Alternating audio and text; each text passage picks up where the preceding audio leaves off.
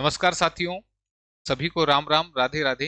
आज की क्लास में एक बार फिर से आप सभी का स्वागत है। तो भाई लास्ट क्लास में हमने एसटेट टीजीटी मैथ 2024 का एग्जाम डिस्कस किया था, जिसमें कॉमन सेक्शन का मैथ और 20 क्वेश्चन जो सब्जेक्ट स्पेसिफिक मैथ के आते हैं वो हम डिस्कस कर चुके हैं। आज की क्लास में जो बचे हुए क्वेश्चन है उन्हें हम डिस्कस करेंगे और किस तरह से पेपर में क्वेश्चंस को अटेम्प्ट करना है ये मैं आपको समझाऊंगा। काफी सारी नई बातें हैं जो आपको आज की इस क्लास में पता चलेगी, तो क्लास को अंत तक जरूर देखिएगा। आपके काफी सारे डाउट आज की इस क्लास में क्लियर होने वाले हैं, काफी सारी नई बातें आपको पता लगने वाली हैं। इसके साथ ही अगर आपको मेरे एफर्ट्स पसंद आते हैं, मेरा काम अच्छा लगता है, तो आप बस इस क्लास को ज्यादा से ज्यादा शेयर कीजिएगा ताकि मुझे मोटिवेशन मिले इस तरह की क्लासेस को बनाने के लिए। ठीक है, तो इसी के साथ फिर आज की क्लास को शुरू कर लेते हैं। आज का फर्स्ट क्वेश्चन आपके सामने स्क्रीन पर आ चुका है। क्वेश्चन है कि निम्नलिखित आंकड़ों की माध्यिका क्या है। What is the median of the following data. ये स्टैटिस्टिक्स टॉपिक का हमारा एक क्वेश्चन है। यहाँ पे माध्यिका पूछ रहा है, तो माध्यिका हम कैसे निकालते हैं। जो भी आपका डाटा है उसको सबसे पहले आपने अरेंज करना है असेंडिंग या डिसेंडिंग ऑर्डर। ठीक है, अरेंज करने के बाद जो बिल्कुल बीच वाली वैल्यू होती है वो आपकी होती है मीडियन यानी कि माध्यिका। एक छोटे से एग्जांपल से समझाता हूँ। मान लो आपके पास टोटल 5 वैल्यू हैं, आपने इसे असेंडिंग या डिसेंडिंग ऑर्डर में अरेंज कर लिया, आरोही या अवरोही क्रम में इनको अरेंज कर लिया।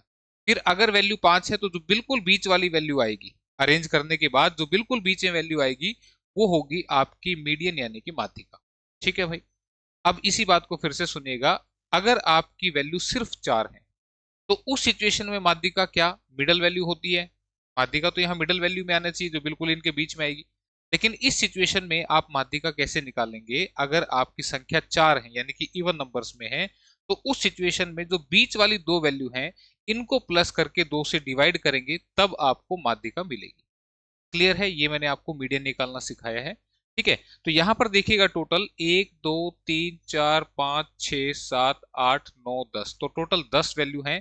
तो हमारी जो माध्यिका होगी वो कैसे निकलेगी। आप देखिए टोटल है 10 वैल्यू, तो 10 का आधा कितना होता है 5, यानी कि फिफ्थ प्लस सिक्स्थ, इन दोनों वैल्यू को प्लस करके आप 2 से डिवाइड करेंगे तब आपको माध्यिका मिलेगी।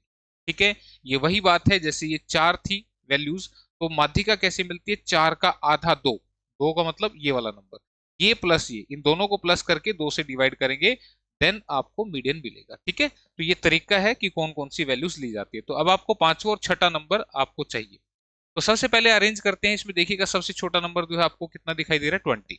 ठीक है, तो पहले आएगा 20, फिर 20 के बाद क्या 21 लिखा हुआ है यहाँ पर, कहीं 21 नहीं दिखाई दे रहा। तो 22 दिखाई दे रहा है, बिल्कुल ये रहा 22 भी है 23 भी है, तो 22 23।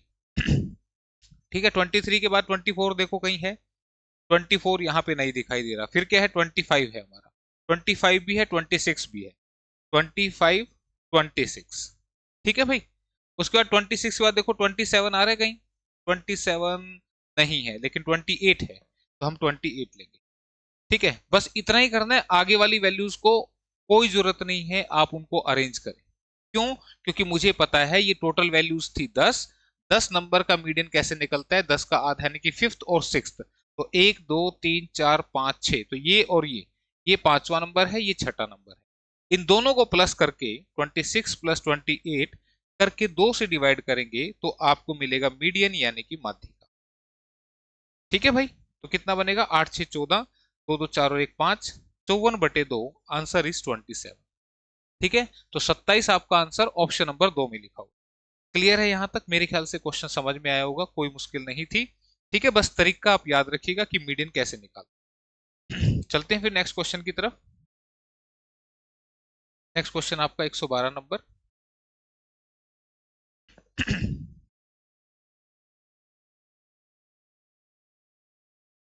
अगेन क्वेश्चन आपका इसी स्टैटिस्टिक्स का ही दिख रहा है। यहाँ पे मीन मोड मीडियन सारे इस्तेमाल हो रहे हैं। कह रहा है संख्याओं 2 2 4 5 और 12 के लिए निम्नलिखित में से कौन सा सत्य है। For the numbers 2 2 4 5 and 12 which of the following statement is true. तो यहाँ पे जो ऑप्शन दिख रही है उसमें मीन मोड मीडियन सारे ही लिखे हुए हैं। तो एक बार कैलकुलेट करते हैं। हमारे नंबर है 2 2 4 5 12, 2 2 4 5 12, ये हमारे नंबर्स हैं। ठीक है, तो सबसे पहले हम निकाल रहे हैं मीन। क्या निकाल रहे हैं? मीन। ठीक है, मीन कैसे निकलता है? मीन यानी कि माध्य कैसे निकलता है? इन सभी को ऐड करके जितने नंबर है उससे डिवाइड कर दो। मीन को आप एवरेज भी बोल सकते हैं, मैंने बताया था पहले भी आपको। ठीक है, तो दो दो चार चार आठ, आठ पांच तेरह, तेरह और बारह 25। ठीक है, तो इसका आप डिवाइड करेंगे किससे? कितने नंबर है? एक दो तीन चार पांच, कितने हैं? पांच। तो इसको पांच से डिवाइड करेंगे तो you will get the mean, यानी कि माध्य। ठीक है, क्लियर है? मीन आपने निकाल लिया, सभी का टोटल बटे में जितने वो नंबर है आपके पास मीन आ गया। उसके बाद मीन के बाद आप निकालेंगे मीडियन। मीडियन मैंने अभी आपको सिखाया कैसे निकालते हैं, कि जो भी आपका डेटा है उसको आप अरेंज कर लें। तो ये पहले से ही अरेंज्ड है, छोटे से बड़े की तरफ असेंडिंग ऑर्डर में लिखा हुआ है। तो फिर आप देखें कितनी वैल्यू है? एक दो तीन चार पांच, टोटल है पांच वैल्यू। तो बिल्कुल बीच वाली वैल्यू, ये वाली जो वैल्यू होगी ये आपकी बनेगी मीडियन। यहाँ मीडियन कितना है? This is 4। ठीक है भाई, अब निकालेंगे हम मोड, जिसे बोलते हैं बहुलक। ठीक है, मोड को बोलते हैं बहुलक हिंदी में। मोड कैसे निकलता है? इन गिवन वैल्यूज में से जोन सी वैल्यू सबसे ज्यादा रिपीट हो रही है वो आपका मोड बनती है। तो आपने देखा यहाँ पे जो दो दो है वो दो बार आ रहा है, बाकी सारी वैल्यू सिंगल सिंगल है, तो यही आपका बनेगा क्या? मोड। ठीक है, और एक रेंज और निकलती है। रेंज जिसे आप परिसर या प्रसार बोलते हैं, वो कैसे निकलता है? हमेशा मैक्सिमम वैल्यू माइनस में मिनिमम वैल्यू। ठीक है, तो ये सारी बातें हमने डिस्कस कर ली हैं यहाँ पे। तो इनको आपने याद रखने, कैसे निकालते हैं सारी आपको मैंने बता दी। अब इनके हिसाब से कह रहा है कि कौन सा सही है। क्या मीन मीडियन के बराबर है? क्या मीन मीडियन के बराबर है? तो आप कहोगे ये तो दोनों अलग अलग हैं, तो ये तो जवाब इसका नहीं है। ठीक है, फर्स्ट ऑप्शन जवाब नहीं है। सेकंड ऑप्शन कह रहा है कि मीन जो है वो मोड से छोटा है। मीन जो है वो मोड से छोटा है, भाई ये तो बड़ा है, उल्टा है। मीन तो बड़ा है ना इससे, तो सेकंड ऑप्शन भी आंसर नहीं है। थर्ड ऑप्शन कहती है कि मीन मोड से बड़ा है।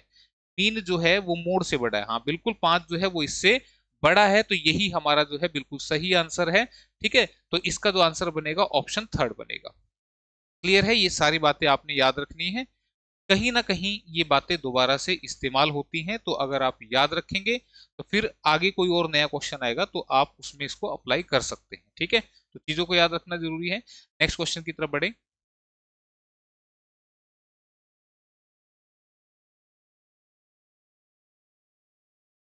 नेक्स्ट क्वेश्चन आपका।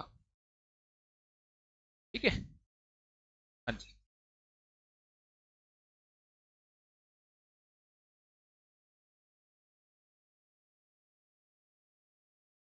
शीशे के एक ठोस घन से कितनी गोलाकार गोलियां बनाई जा सकती हैं जिसका किनारा 44 सेंटीमीटर है, प्रत्येक गोली का व्यास 4 सेंटीमीटर है? How many spherical balls can be made out of a solid cube of lead whose edge measure 44 centimetre, each bullet being 4 centimetre in diameter? देखो भाई, कितनी गोली बनाई जाएंगी? ठीक है, नंबर ऑफ बुलेट्स यानी कि गोलियों की संख्या। पेपर में नहीं लिखनी भाई ये बातें, मैं फिर आपको एक थोड़ा सा बता दूं, ये मैं समझा रहा हूं। कुछ बच्चे क्या होते हैं, नोट्स बनाते हैं, इसलिए मैं ये सारी बातें लिख रहा हूँ। ठीक है, लेकिन अगर आप एग्जाम में करेंगे तो आपको इतना सब कुछ नहीं लिखना, क्या लिखना है वो भी मैं आपको साथ के साथ बताता हूँ। ठीक है, देखो, वॉल्यूम किसका? क्यूब का, तो मैं ऐसे बना रहा हूं इसको। अपॉन में वॉल्यूम किसका? एक गोली का। ठीक है, मैंने क्या बोला यहाँ पे कि कितनी गोलियां बनेगी, नंबर ऑफ बुलेट्स कितनी होंगी, उसके लिए जो आप जिसमें से बना रहे हैं बुलेट्स उसका वॉल्यूम ऊपर लें, और जो वो बना रहे हैं गोली छोटी उसका एक का वॉल्यूम जो है वो आपने नीचे लेना है। अब वॉल्यूम जो होता है क्यूब का, दैट इज ए क्यूब, यानी कि साइड का क्यूब अगर आप कर देंगे तो वॉल्यूम आ जाएगा। ठीक है, तो यहाँ पे घन है उसका जो एक किनारा है, यानी कि उसकी जो साइड है वो कितनी है? 44 है। तो हम यहाँ 44 का क्यूब अगर करते हैं तो ये बनेगा 44 इंटू 44 इंटू 44। क्या कोई दिक्कत इस बात में? 44 का क्यूब यानी कि 44 इंटू 44 इंटू 44। ठीक है, अब गोली जो बनेगी, गोली कैसे बनेगी? ठोस बनेगी, हार्ड बनेगी, तो उसका वॉल्यूम होता है 4/3 pi into R cube. R यानी कि रेडियस, अब रेडियस कितना लेंगे? चार, तो इसका डायमीटर है तो रेडियस कितना होगा? दो। तो टू इंटू टू इंटू, यही बात आ रही है समझ में? ठीक है, दोनों जगह यूनिट सेम है, यहाँ भी सेंटीमीटर है यहाँ भी सेंटीमीटर है, तो इन चीजों का ध्यान रख लेना। तो अब यहाँ पे हम इसको सोल्व करेंगे, काटा पीटी कर लेते हैं। देखो, 22 दूनी 44, इस दो से ये दो उड़ा, चार से कटा 11 पे, इस दो से 22 पे, इस 2 से 11 पे, ठीक है। ऊपर बन गया 11 11 121, और ये 7 या 21 जाएगा ऊपर मल्टीप्लाई में, ठीक है। तो लास्ट में 1 आना चाहिए, एक बार ऑप्शन देख लेते हैं, ठीक है। अब ऑप्शन में 1 देखा जाए तो इन दोनों में लिखा हुआ है, तो कैलकुलेशन यहाँ पे आपको करनी पड़ेगी। तो एक बार कैलकुलेशन कर लेते हैं। 121 की मल्टीप्लाई 21 से, तो 121, और 121 दूनी 242, 2541, 2541, ठीक है। 2541 कहाँ लिखा? ऑप्शन नंबर 2 में लिखा है। तो 2541 ये आपका रहेगा इसका आंसर, ऑप्शन नंबर 2, ठीक है भाई। तो इस तरीके से आपने करना था। तो ये क्वेश्चन कई बार पूछ लिया जाता है कि कितनी संख्या बनेगी, तो आप जो बड़ा वॉल्यूम है यानी कि जिसमें से बना रहे हैं उसको ऊपर लिखें, और जो चीज बनाई जा रही है उसके वॉल्यूम को आप नीचे लिखें, ठीक है। Next question 114।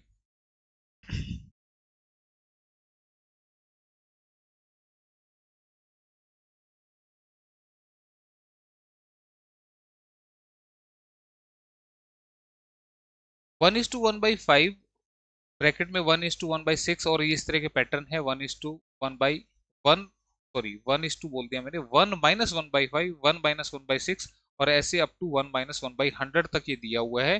तो इसका सॉल्यूशन पूछ रहा है क्या होगा। तो देखो भाई ये पैटर्न है, कैसे देखो सोल्व कैसे करना है। 5 एकम 5, 5 में से एक गया कितना बना 4, और बटे में 5 लगाना है, ठीक है। ये 1-1/5 को मैंने सोल्व किया। आप इसको ऐसे लेके करते, मैंने डायरेक्ट बताया कि इसको क्या करें, 5 1 जा 5, -1 करेंगे तो 4 आएगा, और नीचे पैर जरूर लगाने हैं, ठीक है। ये आ गया। ब्रैकेट मींस मल्टीप्लाई होता है, 6 1 जा 6, -1 करेंगे तो 5/6। तो यहां से अगर आप देखेंगे तो ये एक पैटर्न है, मैंने बोला था आपको। ये पैटर्न क्या है, नीचे 5 है तो ऊपर एक कम है, नीचे 6 है तो ऊपर एक कम है, अगले में नीचे 7 लिखा है तो ऊपर कितना आएगा, 6 आएगा। और इस तरह से चलते चलते लास्ट में नीचे 100 है तो ऊपर कितना आएगा सॉरी 99। तो अब देखो यहाँ पे ये कटिंग हो रही है इस तरह से, ये इस तरह से कटिंग, इस तरह से कटते जाएंगे। इससे पीछे जो टर्म आएगी वो 99 और ऊपर होगा 98, से कट जाएगा। कभी सोचो ये ऊपर का कैसे कटेगा। अब ऊपर में बचा है 4, उधर से बचा है 100, दिस इज 4/100, और 4 से काटेंगे तो 25 पे कटेगा, सो आंसर बिकम्स 1/25, ठीक है। तो 1/25 कहीं दिखाई दे रहा है आपको, ऑप्शन नंबर 3 में दिखाई, ठीक है। इस बात में कोई दिक्कत, बिल्कुल आसान था क्वेश्चन, ठीक है। तो 1/25 option number 3। Next question 115 number, जो कि है आपका ट्रिग्नोमेट्री से रिलेटेड। क्वेश्चन में कह रहा है कि यदि secant theta minus cosec theta equal to 0 हो तो sec theta plus cosec theta का मान क्या होगा, ठीक है।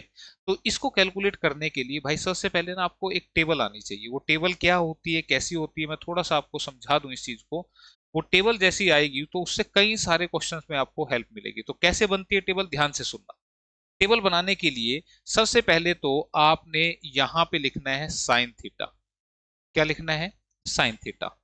फिर साइन थीटा के साथ लिखना आपने कोस थीटा, फिर लिखना आपने टेन थीटा, फिर लिखना आपने कोट थीटा, जो मैंने पड़ोसी बताए थे ना पीछे, तो उसी हिसाब से लिखना है, ठीक है। फिर सिकेंड थीटा और फिर कोसिकेंड थीटा। ध्यान रखना टेबल बनाने के लिए आप इसी वे को फॉलो करें, इसी तरह से लिखने आपने। और यहां पे हम लिखेंगे एंगल्स की वैल्यू, 0 डिग्री, ठीक है, 0, 30, 45, 60 और 90, ठीक है भाई। थोड़ा सा इसको यहाँ पे लाइनिंग लगा देता हूं, ठीक है भाई। तो अब यहाँ पे देखो टेबल बनानी कैसे है। सबसे पहले आपने क्या लिखना है, आपने लिखना है 0/4, फिर लिखना है 1/4, फिर 2/4, फिर 3/4, और फिर लिखना है 4/4, ठीक है। और इसका रूट लगा देना, ये पहली लाइन आपकी जो वैल्यूज की बनेगी वो आपकी आ जाएगी, ठीक है। ये याद रखने के लिए बता रहा हूं इसको। और अगर आप इसको याद रख लेते हैं, सिर्फ एक ये एक लाइन याद रखनी है, पूरी टेबल आप इजीली बना पाएंगे, ठीक है। अब देखो क्या बनेगा, जब 0/4 करेंगे तो ये 0 ही आएगा, 0/4 करेंगे तो 0 ही आएगा। 1/4 का रूट करेंगे तो 1 का रूट तो 1 आ जाएगा, और 4 का जो रूट होगा वो कितना आएगा, 2 आएगा। 1 का वर्गमूल 1 और 4 का वर्गमूल 2, ठीक है। इसको करेंगे तो ये देखो 2 दूनी 4, ये कट गया। 1 का वर्गमूल 1 आएगा और 2 का वर्गमूल नहीं निकलेगा, तो दिस इज 1/√2, ठीक है भाई, क्लियर है। √3/4 करेंगे तो 3 का रूट एज इट इज रहेगा और 4 का रूट निकाल के लिख देंगे 2, और 4/4 कितना बनेगा आपका, 1 बनेगा। ठीक है, तो यहां से ये जो वैल्यूज हमारे पास आ रही हैं, इनको अगर आप याद कर लेते हो तो वो कहते हैं ना सोने पे सुहागा, वो हो जाएगा। आज मैं थोड़ा सा कलरफुल पढ़ा रहा हूँ इसमें, है ना, थोड़ा सा अच्छा दिखेगा तो तुम्हें भी लगेगा कि हाँ, ये जो लाल रंग वाली एंट्रीज है ना सारी, ये याद कर लेना। आप ऐसे भी याद रख सकते थे, 0, 1/2, 1/√2, 3/2 और 1। ये कोई 0/4, 1/4, 2/4 इस तरह से ना कर पाए तो ठीक है, वैसे ये याद रखने के लिए बताया गया था ताकि अगर भूलें भी तो आप इस तरह से कर लें। अब अगर ये पहली लाइन आपकी आ गई तो एक लाइन आने के बाद बस पलट के लिखना है। कैसे पलट के लिखना है, इस पीछे वाले को इधर ले आओ, यहां पे रखेंगे 1। ठीक है भाई, फिर इसको इधर ले आओ तो यहां लिखेंगे कितना, √3/2। ये इसी के नीचे रह जाएगा 1/√2, ये इधर आ जाएगा 1/2, और ये वाला इधर आ जाएगा। ठीक है, क्लियर है। तो अगर कोई आपसे पूछे कि sin 30 की वैल्यू कितनी, तो टेबल के हिसाब से कितनी बनेगी, 1/2। sin 60 की वैल्यू कितनी कितनी बनेगी, √3/2। ठीक है, ये टेबल आपको पता होनी चाहिए। इसी तरह से cos 45 की वैल्यू कितनी, 1/√2। ठीक है, तो एक लाइन सीधी लिखनी है, दूसरी के लिए इसको पीछे से लिखना शुरू कर दें। अब बात आती है टेन थीटा की। टेन थीटा क्या होता है, this is sine theta upon में कोस थीटा। ये बात मैंने पहले ही बताई थी आपको। टेन थीटा जो होता है sine theta by cos theta, तो साइन थीटा की वैल्यू भी है, कोस थीटा की वैल्यू भी है। तो 0/1 करेंगे तो दिस इज 0।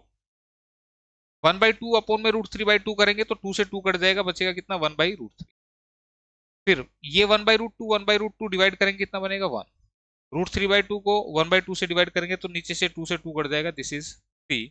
और 1/0, दिस इज अनडिफाइंड। ठीक है, अनडिफाइंड, जिसे आप यहाँ पे अनडिफाइंड लिखते हैं या कुछ उसमें ऐसे इसको इन्फिनिटी लिख देते हैं। ठीक है,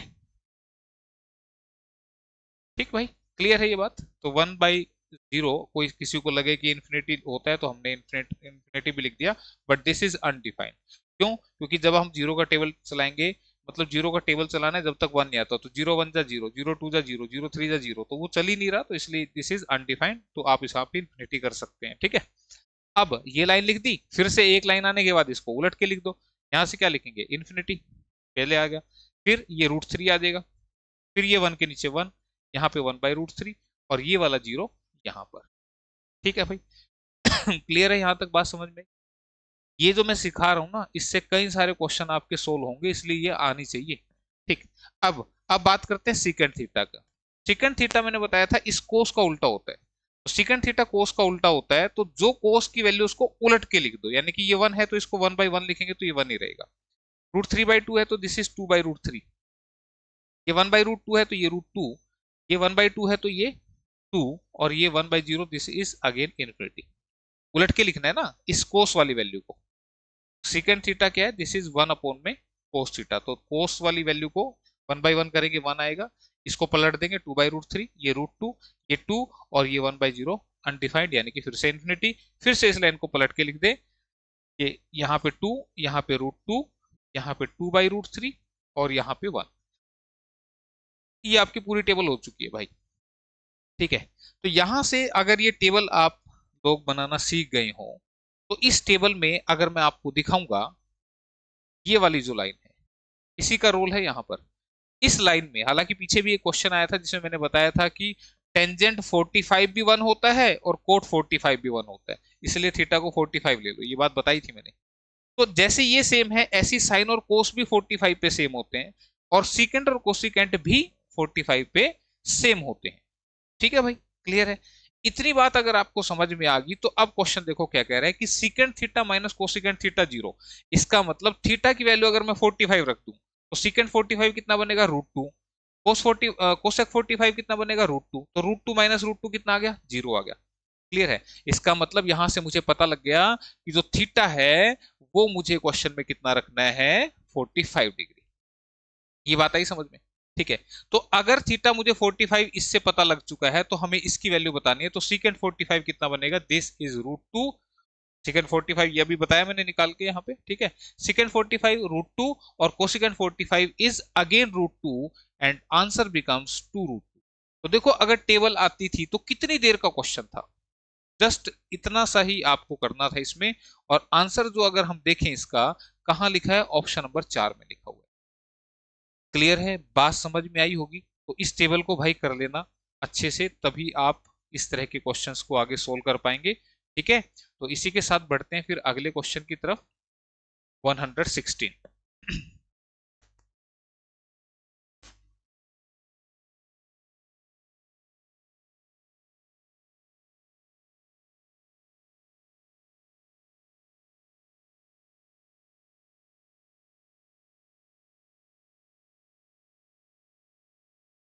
हाँ जी, क्वेश्चन क्या कहता है भाई, एक शंकु की त्रिज्या और तिर्यक ऊंचाई का अनुपात 4:7 है। यदि इसका वक्र सतह का क्षेत्रफल 792 सेंटीमीटर स्क्वायर है तो इसकी त्रिज्या क्या होगी। The radius and the slant height of a cone are in the ratio 4:7। If its curved surface area is 792 centimetre square then its radius is equal to.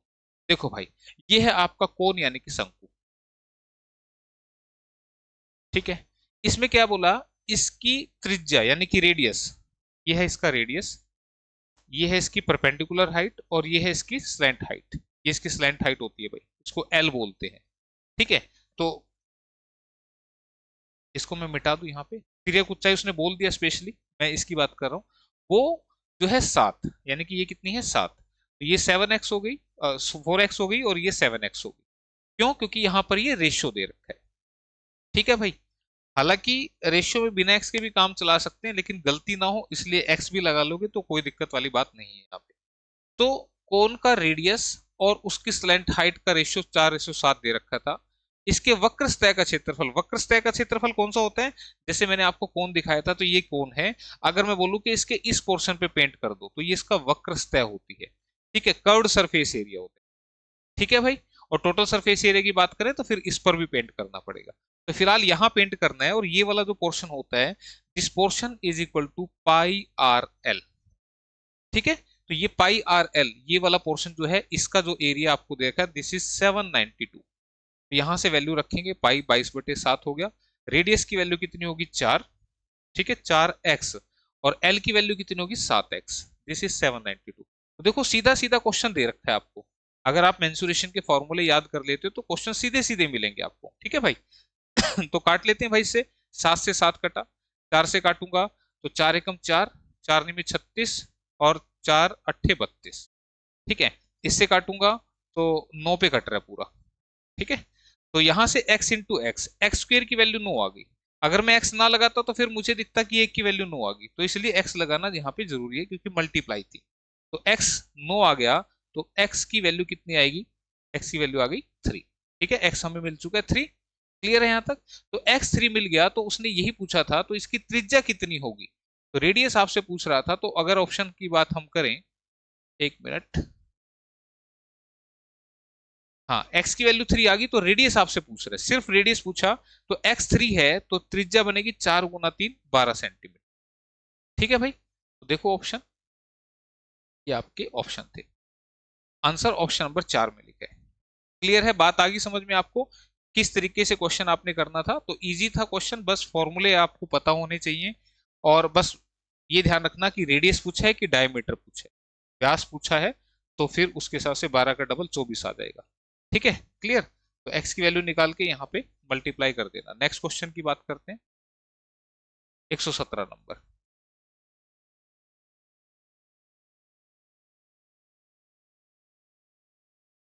Hope so question आपको समझ में आ रहे होंगे। क्लास कैसी लग रही है, समझ आ रही है नहीं आ रही, मुझे एक बार कमेंट करके जरूर बताना, ठीक है। यदि x-3 एक गुणनखंड है x² - ax - 15 का, तो a की वैल्यू क्या होगी। If x-3 is a factor of this then a is equal to. देखो भाई, अगर कोई नंबर किसी का फैक्टर है तो इसका मतलब वो नंबर उससे पूरा पूरा डिवाइड होगा। फॉर एग्जाम्पल जैसे मैंने लिखा 30, और मैंने कहा 30 का एक फैक्टर 6 है, 30 का फैक्टर गुणनखंड जो है वो 6 है, तो 6 से ये पूरा पूरा डिवाइड हो रहा है ना। और डिवाइड हो रहा है तो इसका मतलब रिमाइंडर क्या आ रहा है, 0 आ रहा है। तो अगर आपको कोई ऐसी इक्वेशन दे रखी है और ये इसका एक फैक्टर आपको दे दे, तो तो आप रिमाइंडर कैसे निकालते हैं, इसको, ये जो गुणनखंड है इसको आप जीरो पुट कर दें। इसको जीरो पुट करेंगे तो यहां से एक्स की वैल्यू मिलेगी आपको। इस एक्स की वैल्यू को जैसे ही आप इसमें रखेंगे तो आपको रिमाइंडर मिलेगा जीरो। ठीक है, क्लियर, क्योंकि ये इसका एक फैक्टर है। तो एक्स की वैल्यू को यहां पे रखेंगे तो इट बिकम्स 3 का स्क्वायर माइनस में ए इंटू 3, या तो 3 ए लिख देता हूं सीधा।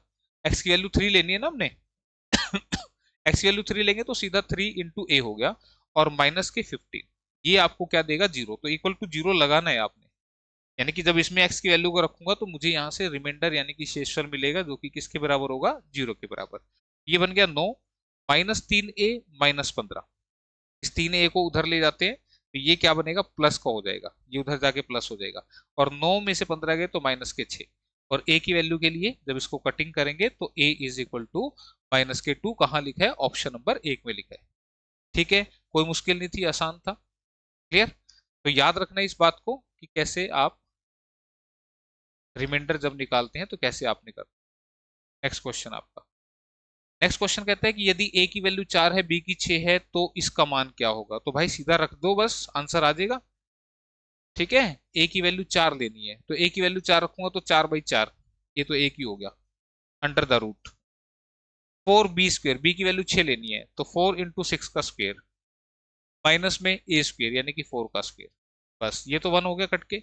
6 अच्छी के 36, 36 चौके 4 छिके 24, 4 3 12 2 14, 144 माइनस 4 चौके 16, 6 8, 3 में से गया 2, 128।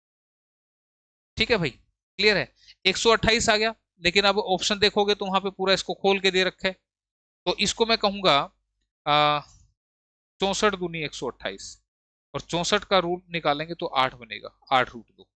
अब बोला जी हमें कैसे पता लगेगा, बोला जी 64 दूनी 128 होता है, हम तो इसको तोड़ना शुरू कर देंगे। तो तोड़ने वाले जो बच्चे हैं वो इसको ऐसे याद रखें कि 2 छिके 12, 2 चौके 8, मतलब जैसे मुझे लगा कि 64 का रूट निकल सकता वहीं छोड़ सकते हैं, नहीं तो आप इसको और ज्यादा लेके चलेंगे तो इस तरह से चलना पड़ेगा।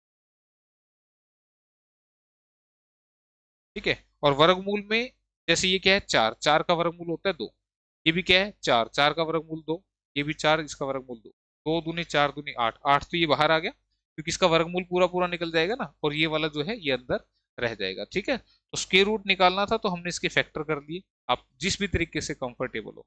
ठीक है, दो दो के पेयर बनते हैं स्क्वायर रूट में। ठीक, जैसे अगर मैं कह दूं कि 16 का वर्गमूल निकालना है तो 16 क्या है, 4 गुना 4, तो इसी से तो 4 आंसर निकलेगा आपका। 16 का रूट 4 निकलता है ना, तो बस वही बात यहाँ पे की है मैंने, क्लियर। तो आंसर जो बनेगा 8 रूट 2, ऑप्शन नंबर 1। ठीक है, next question, next question that is related to algebra. हाँ जी, क्या है क्वेश्चन, कह रहा है कि x minus Y, X plus Y, X square plus Y square, x4 + y4 किसके बराबर होगा। तो देखो भाई, किसी पेन को चलाने की आवश्यकता नहीं है, बशर्ते कि आपको फॉर्मूला बताओ। आप एक काम करो, सिर्फ इन दो टर्म्स को देखो, बाकी क्वेश्चन को देखो ही ना। ये क्या है, ये फॉर्मूला है x minus Y, X plus Y, तो जिसको आप क्या बोलते हो, this is x² minus Y square, ये बोलते हो ना। ये पीछे भी आया है कि x minus Y, X plus Y क्या बनेगा, x² minus Y square.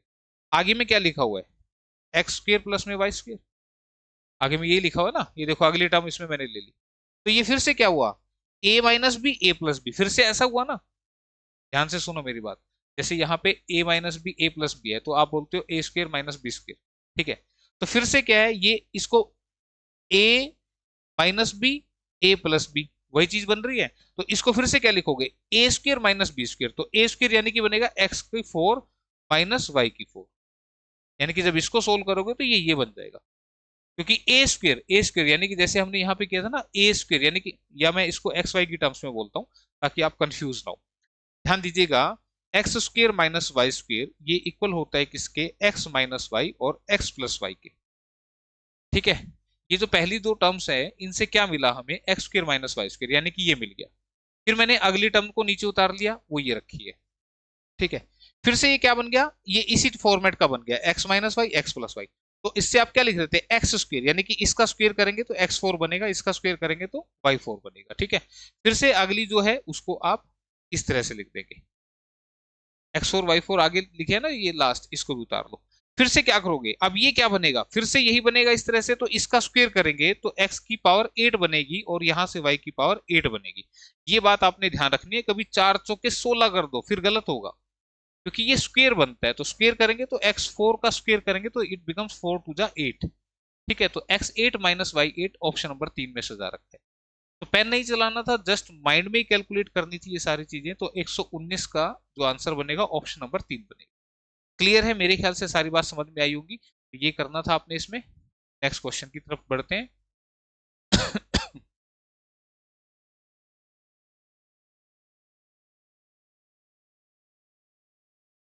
21 centimetre त्रिज्या वाले वृत्त में एक चाप केंद्र पर 60 डिग्री का कोण बनता है, तो चाप की लंबाई क्या होगी। In a circle of radius 21 centimetre an arc subtends an angle of 60 degree at the centre, the length of arc is. देखो मेंसुरेशन का अगेन क्वेश्चन है। यहाँ पे ये एक सेक्टर है जिसमें ये एक आर्क है, चाप है, आर्क मतलब चाप। ठीक है, जो 21 सेंटीमीटर है वो इसकी क्या है, रेडियस है, त्रिज्या है, और ये एंगल जो बना रही है वो कितना बना रही है, 60 डिग्री। ठीक है भाई, क्लियर है। तो चाप की लंबाई यानी कि ये मुझे बतानी है ये कितनी लंबी है, दिस इज आर्क। ठीक है, तो इसका जो फॉर्मूला होता है किसका, लेंथ ऑफ आर्क का, लेंथ ऑफ आर्क जिसे आप चाप की लंबाई बोलेंगे, लेंथ ऑफ आर्क यानी कि चाप की लंबाई, ये कितना होता है, दिस इज थीटा अपॉन में 360 इंटू में 2 पाई आर। ठीक है, मैं समझा देता हूं इसको। अगर ये सर्कल पूरा होता, अगर ये पूरा सर्कल होता, तो ये जो पूरे सर्कल का घेरा होता है, ये पूरा सर्कल का घेरा होता है 2 पाई आर के बराबर। लेकिन मुझे पूरे सर्कल का घेरा नहीं चाहिए, मुझे सिर्फ इतने पोर्शन का जो है वो घेरा चाहिए, इतने यानी कि इतने पोर्शन से रिलेटेड सर्कल की आर्क चाहिए।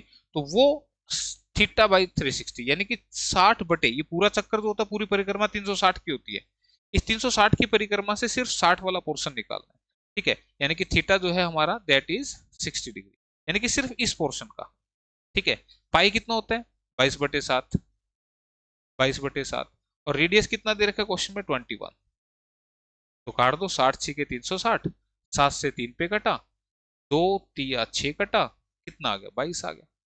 तो length of arc is 22 centimetre, option number 3 मिली। क्लियर है, बात आई समझ में। ठीक है, तो इजी था क्वेश्चन, अगेन जस्ट आपको कंसेप्ट क्लियर होने चाहिए, क्वेश्चन ठीक है। और ये बता दूं आपको कि जो क्वेश्चन है वो आपके अप टू 10 तक के मैथ के आ रहे हैं सारे। ठीक है, तो ज्यादा हाई फाई करने की जरूरत नहीं है, पता लगा आप 11th 12th को उठा के बैठ गए। एस्टेट में अभी तक मैंने जो देखा है वो अप टू 10 तक का मैथ आपसे पूछता है। ठीक है, तो क्वेश्चन है कि द वैल्यू ऑफ 5 की पावर 5/3 डिवाइड 5 की पावर 2/3 इंटू 5 की पावर -1। ठीक, तो इसको जब हम सोल्व करेंगे तो ये है 5 की पावर 5/3, और इसको डिवाइड करना है 5 की पावर 2/3 से, और फिर मल्टीप्लाई करना है 5 की पावर -1 से। ठीक है भाई, ये आपका क्वेश्चन। तो जब भी बेस सेम है, देखो यहाँ भी 5 की पावर है, यहाँ भी 5 की पावर है, तो ये पावर ऊपर चली जाएगी और माइनस हो जाएगी। ठीक है, 5 की पावर 5/3 -2/, ये रूल होता है लॉज ऑफ इंडिसेस में कि x की पावर a को अगर x की पावर b से डिवाइड करें तो this is equal to x की पावर a माइनस b। ठीक है, अगर इससे डिवाइड करते हैं तो ये ऊपर जाके पावर माइनस हो जाएगी, यानी कि यहां से 5/3 -2/3 हो जाएगी। ठीक है, इनटू में ये तो है ही आपका एज इट इज, इसको अभी नहीं छेड़ रहे। तो ध्यान दीजिएगा, जब एलसीएम लेंगे बेस सेम है तो सीधा ही 5 में से 2 घटा दो, कितना बना 3, और 3/3 बनेगा आपका कितना, 1, यानी कि ये बनेगा 5। ठीक है, फिर से बता रहा हूँ कि हमने जब इसका एलसीएम लिया तो यहाँ से एलसीएम आ रहा है 3, दिस इज 5 - 2, 3/3 यानी कि 1 आ जाएगा। 5 की पावर 1 लिखूं या 5 लिखूं, बात बराबर है। अब नेगेटिव पावर कैसे सोल्व होती है, इसको पॉजिटिव बना दो इस तरीके से, ये नीचे जाएगी तो पॉजिटिव हो जाएगी। तो 5 की पावर ये माइनस थी तो ये प्लस हो गई। ये एक इसलिए लिख के दिखा रहा हूँ ताकि आपको ये कंफ्यूजन ना हो कि वो एक कहाँ चला गया, तो यहीं पर है भाई, नहीं है तो भी उसका अस्तित्व है यहाँ पर। ठीक है, तो 5 × 1 5, 1/5 करेंगे तो answer becomes 1, option number 2। Clear है भाई, बात समझ में आ गई आपको। तो ये करना था इसमें। नेक्स्ट 122 की बात करते हैं। Again question is related to mensuration. आप देख सकते हैं कि वेटेज कितना है मेंसुरेशन का एग्जाम में। एक घनाभ का आयाम 1:2:3 के अनुपात में है, उसका कुल सतही क्षेत्रफल 88 वर्ग मीटर है तो वो आयाम क्या है? Dimension of cuboid are in the ratio of 1:2:3 and its total surface area is 88 metre square, then what are the dimensions? देखो एक तरीका तो ये कि मैं फॉर्मूला लगा के दिखा दूं और इसको सोल्व कर दूं। एक तरीका ये कि मैं ऑप्शन से भी पता लगा सकता हूं। कैसे? यहाँ पे ये जो घनाभ क्यूबॉइड की जो साइड्स हैं उसका रेशियो 1:2:3 दे रखा है और वो साइड ही आपसे पूछ रहा है, तो आप ऑप्शंस देखेंगे। ऑप्शन की बात करूं तो ये 1:2:3 में लिखी हुई है, ये भी 1:2:3 में लिखी हुई है, यानी कि ये दोनों सही है। ये 1:2:3 नहीं है, ना ही ये 1:2:3 दे रहा है। मतलब क्या कह रहा हूं, देखो 2, 4 और 6 ये पहली ऑप्शन है। इनको काटूंगा तो देखो सारी 2 से कट रही है, 2 एकम 2, 2 दूनी 4, 2 तिया 6, तो 1:2:3 में लिखी हुई है ना फर्स्ट ऑप्शन। सेकंड की बात अगर करूं तो 3, 6, 9 इसका भी रेशियो अगर आपको दिखाया जाए तो 3 एकम 3, 3 दूनी 6, 3 तिया 9, तो अगेन दिस इज 1:2:3। ये दोनों ऑप्शन ठीक लिखी हुई है, लेकिन अगर इसमें बात करेंगे तो ये 1:2:3 नहीं बन रहा। इसमें भी बात करेंगे 6, 8, 10 की, तो 2 से 2 तिया 6, 2 चौके 8, 2 पंजे 10, तो 3, 4, 5 का रेशियो बन रहा है, ना कि जो क्वेश्चन में 1:2:3 दे रखा है। इसका मतलब आंसर फर्स्ट और सेकंड ऑप्शन में से एक है। क्लियर है? इतनी बात तो समझ में आई आपको कि रेशियो से कैसे चेक करना है। अब आंसर कौन सा रहेगा? उसने दिया है यहां पर टोटल सरफेस एरिया। ध्यान रखिएगा, this is total surface area, कुल सतही क्षेत्रफल, तो किसके बराबर होता है? Twice of L B plus B H plus H L. ठीक है, 2 time length into breadth plus में breadth into height plus height into में लेंथ। ठीक है, तो अगर मैं फर्स्ट ऑप्शन का इस्तेमाल करूंगा तो यहाँ पे ये लेंथ है, मान लो ये ब्रेड्थ और ये इसकी हाइट है, तो आपने लिखना है 2 चौके 8, प्रोडक्ट कर दो सीधा 8 प्लस में, फिर 4 छिके 24। ठीक है, और फिर ये दोनों 6 दूनी 12 और इसका कर दो डबल। देखो क्या ये 88 आ रहा है? तो तुमने कहा 12, 8, 20, 20 और 24, 44 दूनी 88, बिल्कुल 88 आ रहा है। इसका मतलब फर्स्ट ऑप्शन आंसर है। ठीक है, आंसर बनेगा आपका फर्स्ट ऑप्शन। तो अब सेकंड को चेक करने की जरूरत नहीं है, जैसे आंसर मिला फिर इसकी जरूरत नहीं है, और अगर ये आंसर ना होती फिर इसको चेक करने की जरूरत नहीं थी, फिर सेकंड आंसर लगा देते। ठीक है, ये नहीं कि उसको भी फिर सोल्व करके देखो, फॉर्मूला आपको पता है तो इस तरीके से। ठीक है, तो आपने पहले इन दो का प्रोडक्ट कर लिया, फिर इन दो का कर लिया, और फिर फर्स्ट लास्ट और फर्स्ट का प्रोडक्ट कर लिया। ठीक है, वैल्यू रख दी, आपका आंसर आ गया। क्लियर? तो आंसर ऑप्शन नंबर 1 रहेगा। तो इन चीजों का ध्यान रखना है भाई, तभी आप टाइम सेव कर पाएंगे और एग्जाम पूरा कर पाएंगे, नहीं तो पेपर ही नहीं पूरा होना। ठीक है, तो कई सारे क्वेश्चन अभी तक ऐसे आ गए जो बिल्कुल प्रैक्टिकल से ऐसे पूछे हुए थे कि एक त्रिभुज की दो भुजाएं 8 सेंटीमीटर और 11 सेंटीमीटर हैं और इसकी परिधि 32 सेंटीमीटर है, तो त्रिभुज का क्षेत्रफल कितना होगा? What will be the area of the triangle two sides of which are 8 centimetre and 11 centimetre and perimeter is 32 centimetre. Course में एज इट इज क्वेश्चन करवाया हुआ मेंसुरेशन, वो यूं का यूं क्वेश्चन आया हुआ है। ठीक है, देखो एक ट्रायंगल दे दिया आपको, जिसकी साइड आपको दे दी 8, 11 और पेरीमीटर, पेरीमीटर क्या होता है? सभी साइड्स का टोटल, वो दे दिया आपको 32। ठीक है, तो ये क्या है? ये तीसरी साइड मुझे नहीं मालूम, लेकिन आपको पेरीमीटर यानी कि परिमाप दे दिया कितना? 32। ठीक है, परिमाप क्या होता है? सारी साइड्स का टोटल। ठीक है भाई, क्लियर है यहाँ तक? तो यहाँ से x की वैल्यू क्या आएगी? 32 माइनस 11 और 8 19, तो कितनी आ रही है? 13। ठीक है भाई, इतनी बात समझ में आई? यानी कि ये जो साइड हमें नहीं पता थी वो पता लग गई हमें इस सेकंड वाली लाइन से। तो त्रिभुज का एरिया पूछ रहा है, तो ये जो ट्रायंगल आपका दिख रहा है ये एक स्केलन ट्रायंगल है, विषम बाहु त्रिभुज है, जिसका एरिया निकालने के लिए आप फॉर्मूला लगाएंगे हीरोन्स। ठीक है, दिस इज हीरोन्स फार्मूला, ना कि हीरोइन फार्मूला। कोई बोलो हीरोइन फार्मूला, नहीं भाई, दिस इज हीरोन्स फार्मूला। ठीक है, इससे आप निकालेंगे आप इसका एरिया, जहां पे s क्या है? This is semi perimeter, s stand for semi perimeter, semi perimeter जिसको आप हिंदी में बोलते हैं अर्ध परिमाप। ठीक है, एस फोर सेमी पेरीमीटर यानी कि अर्ध परिमाप, यानी कि परिमाप का आधा, पूरा परिमाप 32 था, इसका आधा कर दोगे तो एस की वैल्यू आ जाएगी 16। ठीक है, अब ये फॉर्मूला याद करने की कोई जरूरत नहीं है, तरीका याद रखो क्या है कि जो भी पैरामीटर है उसका आधा करो, लिख दो इनटू में 16 में से ये वाली साइड माइनस कर दो, 16 में से 13 गए 3, 16 में से ये माइनस करेंगे 5, 16 में से ये माइनस करेंगे 8। क्या इतनी बात समझ में आई? बस ये याद रख लेना, यही फॉर्मूले में लिखा हुआ है। एस एस माइनस ए क्या है पहली साइड, एस माइनस बी है आपकी दूसरी साइड, और सी है आपकी तीसरी। ये की है। अब इसको भी सोल्व नहीं करना, कैसे करना है देखो। 16 का वर्गमूल कितना होगा, 4 होगा।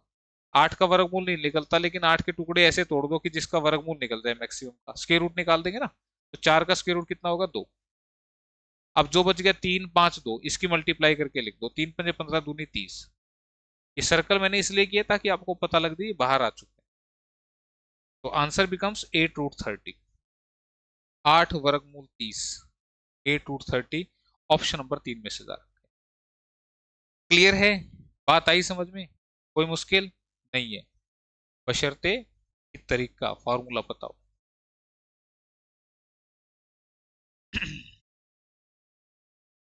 हाँ जी, क्वेश्चन है आपका नेक्स्ट। यदि x एक वास्तविक संख्या है तो X square minus X plus one का निम्नतम मान क्या होगा। If x is a real number then the minimum value of X square minus X plus one will be. ठीक है, अब देखिए ये खास और अच्छा क्वेश्चन यहाँ पर दे रखा है। यहाँ पर ये जो है basically this is a quadratic equation, यानी कि द्विघात समीकरण। ठीक है, जब हम इसका ग्राफ प्लॉट करते हैं तो वो एक पैराबोला बनता है। जब इसका ग्राफ बनाया जाएगा तो एक पैराबोला बनेगा। मतलब मैं क्या कहना चाह रहा हूं कि एक क्वाड्रेटिक इक्वेशन का एक जो जर्नल फॉर्मेट होता है A X square plus B X plus C, A X square plus B X plus C जो है ये एक जर्नल फॉर्मेट है एक क्वाड्रेटिक इक्वेशन का। ये इससे कंपेयर करेंगे तो ये दोनों सेम है। यहाँ पर एक्स स्क्र का कोफिशिएंट कितना है, 1, यानी कि जो ए है इसमें ऊपर कितना है, 1 है। एक्स का जो कोफिशिएंट है -1, तो यहाँ बी की वैल्यू जो है -1 है, और सी जो है वो आपका कांस्टेंट टर्म यानी कि प्लस का 1 दे रखा है। क्लियर है। तो जब हम इस एक क्वाड्रेटिक इक्वेशन द्विघात समीकरण का जब हम ग्राफ बनाते हैं तो वो आपका बनता है एक पैराबोला। पैराबोला कैसी शेप होती है, इस तरह की। ठीक है, इस तरह की शेप जो है वो आपकी पैराबोला होती है। इसको यहाँ टच कर दो ताकि पता लगे कि सॉल्यूशन है। वो ऐसा भी बन सकता है, वो नीचे की तरफ भी बन सकता है, वो ऊपर की तरफ भी बन सकता है, नीचे की तरफ भी बन सकता है, पर किधर बनेगा, ऊपर बनेगा कि नीचे बनेगा, that depends on the value of A. अगर ए ग्रेटर देन 0 है, ठीक है, तो पैराबोला ऐसे बनेगा, अपवर्ड पैराबोला ऐसा बनेगा। ठीक है, पैराबोला फिर ऐसा बनेगा। ठीक है, और यहां से हमें मिलेगी मिनिमम वैल्यू। क्या मिलेगी, मिनिमम वैल्यू। अगर ए की वैल्यू लेस देन 0 है, ठीक है, तो पैराबोला कैसा बनेगा, डाउनवर्ड बनेगा। ठीक है, और वैल्यू कैसी होगी, मैक्सिमम वैल्यू। ठीक है, तो यहां से अब मुझे पता है अभी तक कुछ पल्ले ही नहीं पड़ा होगा, ये जो मैं लिख रहा हूं कुछ नहीं पता लगा होगा। बस सिर्फ इतना पता लगा होगा कि इस क्वाड्रेटिक इक्वेशन का जब मैं ग्राफ बनाऊंगा तो वो या तो ऊपर का बनेगा पैराबोला या वो नीचे का बनेगा। और वो किसकी वैल्यू पर डिपेंड करेगा, इस ए की वैल्यू पर। अगर ए ग्रेटर देन 0 है तो मिनिमम वैल्यू मिलती है, और अगर ए लेस देन 0 है तो फिर हमें मैक्सिमम वैल्यू मिलती है। ठीक है भाई, तो ये जो मैं कहानी बता रहा हूं ये क्यों बता रहा हूं, तो यहां से जो x की वैल्यू है तो ये कहां इसको टच करेगा, ये कहां पे इसको टच करेगा, वहीं से, क्योंकि ये x एक्सिस है y एक्सिस है, तो कहां टच कर रहा है, वही आपकी x की वैल्यू है। और यही वो पूछ रहा है कि x एक वास्तविक संख्या है जिसकी मिनिमम वैल्यू क्या होगी। तो उसके लिए हम एक वर्टेक्स मेथड का इस्तेमाल करते हैं। और वर्टेक्स मेथड क्या कहता है कि वर्टेक्स मेथड ये कहता है कि मिनिमम वैल्यू के लिए आप मिनिमम वैल्यू के लिए आप फंक्शन में जो x की वैल्यू है वो -b/2a रख दें। सॉरी, मिनिमम एट x, यानी कि फंक्शन में x की वैल्यू को -b/2a रख दें तो आपको मिनिमम वैल्यू मिल जाएगी। ठीक है, अब मैं इसको रख के दिखाता हूं। ये हमारा जर्नल इसमें रख रहे हैं, अभी इससे बात नहीं कर रहा, अभी इसकी बात बाद में करूंगा।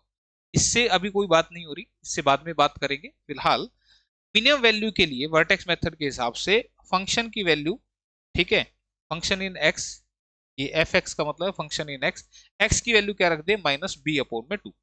ठीक है, तो अब -b/2a मैं यहां पे रख रहा हूं एक्स की जगह, तो ये बनेगा क्या, this is A, minus B upon में 2a का स्क्वायर, ध्यान दीजिएगा मैंने x की जगह माइनस बी अपॉन में 2a रख दिया, प्लस में b इंटू में माइनस बी अपॉन में 2a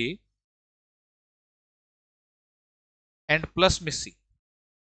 इसको जब मैं सोल्व करूंगा तो b माइनस बी का स्क्वायर करेंगे तो बी स्क्वायर, तो ए बी स्क्वायर बन गया, अपॉन में इसका स्क्वायर करेंगे तो this is 4a square, plus में इसकी मल्टीप्लाई होगी तो प्लस माइनस माइनस बन जाएगा, तो यहां पहले माइनस लिख लो, B into B, B square upon में 2a और प्लस का c। ठीक है, अब देखो अब यहां देखो a ऊपर भी है, a नीचे में भी है, तो इस a से एक a कट गया, यहाँ पे a कट गया तो क्या बन गया, बी स्क्वायर अपॉन में 4a minus B square upon में 2a और प्लस में c। ठीक है, मैंने काट दिया, जो बचा वो लिख दिया। अब इसका एलसीएम ले लो, एलसीएम लूंगा तो कितना आएगा, 4a आएगा, 4a से 4a कटा कितना बन गया, बी स्क्वायर, 2a से 2 पे कटा तो ये बन गया 2b स्क्वायर, और प्लस में इसके नीचे 1 है तो ये क्या बन गया, दिस इज 4ac। ठीक है, इसको आगे जब मैं सोल्व करूंगा तो बी स्क्वायर में से 2b स्क्वायर गया तो माइनस के बी स्क्वायर, 4ac को आगे लिख लेते हैं थोड़ा सा अच्छा लगे, और अपॉन में 4a। ये जो मैं कहानी बता रहा था वो इस चीज के लिए बता रहा था, और ये याद रह सकता है, हो सकता है ये भूल जाओ पेपर में। ठीक है, याद रखोगे तो बढ़िया है, इस तरह का अगर क्वेश्चन आता है मिनिमम वैल्यू के लिए तो आप उसको ऐसे निकाल सकते हैं। अब इतना अगर आप कर लेते हैं तो अब हम चलते हैं अपने क्वेश्चन की तरफ। ये तो मैंने इससे बताया था आपको, क्वेश्चन क्या था, this is x square minus X plus में 1। यहां से एक्स का जो कोफिशिएंट है इसका नाम है ए, इसका सॉरी एक्स स्क्वेयर का कोफिशिएंट जो है इसका नाम है ए, एक्स का जो कोफिशिएंट है इसका नाम है बी और इसका नाम है सी, यानी कि ए की वैल्यू क्या आ गई 1, बी की वैल्यू क्या आ गई -1 और सी की वैल्यू आ गई 1। जैसे ही आप इन वैल्यूज को यहाँ पुट करेंगे you will get the minimum value of this quadratic equation. ठीक है, तो आप क्या रखेंगे, this is 4 into A into में सी विच इज 1 माइनस में बी का स्क्वायर, बी का यानी कि -1 का स्क्वायर करेंगे तो 1 ही आएगा, अपॉन में 4a, तो 4 इंटू 1 करेंगे तो 4 आएगा, सोल्व करेंगे तो 4 एकम 4, 4 में से एक गया 3, 3/4, ये आपका बनेगा फाइनल आंसर। और ऐसा कहीं लिखा हुआ है एक बार देख लेते हैं, लिखा है ऑप्शन नंबर 2 में। ठीक है, ऑप्शन सेकंड जो है वो इसका सही जवाब है, तो आप इसको याद रख लेना। ठीक है, 4ac minus B square upon में, ठीक कैसे निकालो वो मैंने सारा बताया, तो इसको आप कर लेना भाई। तो एक नया क्वेश्चन था थोड़ा सा अलग हटके, तो चलते हैं क्वेश्चन नंबर 125 की तरफ, 125 नंबर। क्या कह रहा है क्वेश्चन देखिएगा, और कहीं कोई चीज ना समझ में आए तो एक बार दोबारा से देख लेना भाई, ठीक है, पता लगेगा आपको कि 35 सेंटीमीटर तिर्यक ऊंचाई वाली बाल्टी के ऊपर और नीचे की त्रिज्याएं 25 सेंटीमीटर और 8 सेंटीमीटर है, तो बाल्टी का वक्र सतह क्या होगा, the radius of the top and the bottom of a bucket of slant height 35 centimeter are 25 centimeter and 8 centimeter, the curved surface area of the bucket is। अब पहले तो बकेट बनाते हैं, बकेट कैसा होता है, उसके लिए आप ये जो कोन है, ये क्या है, कोन है आपका, शंकु है। ठीक है, इस शंकु को अगर मैं काट दूं ऊपर से, कहां से, यहां से, ये काट दिया भाई, जैसे ही मैंने इसको काटा तो कटने के बाद ये बन गई आपकी बाल्टी। ठीक है, हालांकि उल्टी रखी है यानी मुद्दी मार रखी है कि पानी इसमें ना रहे। ठीक है, जैसे अपनी दोस्ती भाषा में बोल देते ना, तो इस तरह से बाल्टी रखी है उल्टी। तो इस बाल्टी की स्लैंट हाइट है 35, इसका बड़ा जो वाला जो रेडियस है दिस इज 25, और छोटे वाला जो रेडियस है दिस इज 8। ठीक है भाई, बात आ रही है भाई, समझ क्लियर, बाल्टी में ये चीजें आपको दे रखी है, 25, 8 और तिर्यक ऊंचाई आपकी 35। ठीक है, तो वक्र सतह का क्षेत्रफल यानी कि इसका आपसे लेटरल सरफेस एरिया एक किस्म का पूछ रहा है, लेटरल का मतलब ये वाला पोर्शन, ऊपर नीचे का छोड़ दो, ये साइड वाला जो पोर्शन है। ठीक है, तो ये होता है this is pi R L, ये किस में होता है, ध्यान रखना अभी गलत लिखा फॉर्मूला, पाई आर एल किस किस केस में होता है, जब ये कोन होता है, लेकिन यहां पर एक नहीं है दो रेडियस है, तो इस फॉर्मूले को हम लिखेंगे this is R plus R into L. मैंने जानबूझ के ऐसा लिखा ताकि आप समझे चीजों को, this is capital R and this is small R, formula याद रखने के लिए मैंने ऐसा लिखा। तो pi R plus R into L, pi 22/7 है, कैपिटल आर आपका 25 है, स्मॉल आर आपका 8 है और ये आपका 35 है। 7 से कटा 5 पे 22, 25 8 33 और इंटू में 5। ठीक है, तो 2 तिया 6 पंजे 30, लास्ट में जीरो आएगा। ओ सभी में जीरो लिखा हुआ है, सोल्व करना पड़ेगा भाई। तो 22 पंजे 110 गुणा में 33 करेंगे, जीरो 3 एकम 3 3 एकम 3 फिर से 330, जीरो 3 6 और 3 36 30 कहीं लिखा है देखो, ऑप्शन 1 में लिखा है 3630। ठीक है, तो 36 30 इसका बनेगा आंसर फाइनल। क्लियर है, बात समझ में आई किस तरीके से करना है आपने। ठीक है, तो ये याद रखना है। ठीक है, क्लियर हो गया। चलो नेक्स्ट क्वेश्चन की तरफ बढ़ते हैं। अगला क्वेश्चन आपका एपी सीरीज से रिलेटेड है, समांतर श्रेणी। क्वेश्चन क्या कह रहा है कि समांतर श्रेणी 3 8 13 18 का कौन सा पद 78 है, which term of the arithmetic progression is 78। यानी कि एक सीरीज है, एपी सीरीज है 3 8 13 18 13 18 और ऐसे इसका 78वां जो पद है ये इसका कौन सा पद है। जैसे ये फर्स्ट टर्म है, ये सेकंड टर्म है, ये थर्ड है, ये फोर्थ है। बोला 78वां जो है ये कौन सा है, इसका नंबर कितना है, ये आपसे पूछ रहे हैं। तो इसके लिए आप एक चीज याद रखें, क्या ये कितने नंबर पे लिखा हुआ है ये वो कैसे पता लगेगा, इस लास्ट वाले में से इस पहले वाले को माइनस कर देना। ठीक है भाई, लास्ट में से पहले वाले को करना माइनस। फिर माइनस करने के बाद देखो इसमें गैप कितने का है, 3 से 8 5 का गैप, 8 से 13 5 का गैप, 13 से 18 5 का। जितने का गैप है उसको 5 से डिवाइड करके एक प्लस कर देना, आपका आंसर आ गया 15 5 75, 15 और 1 16। यानी कि ये 16th नंबर का है आपका टर्म, आंसर बनेगा ऑप्शन 1। फिर भी किसी को ना समझ में आया हो तो ये आपका nth टर्म का फार्मूला होता है एपी सीरीज का।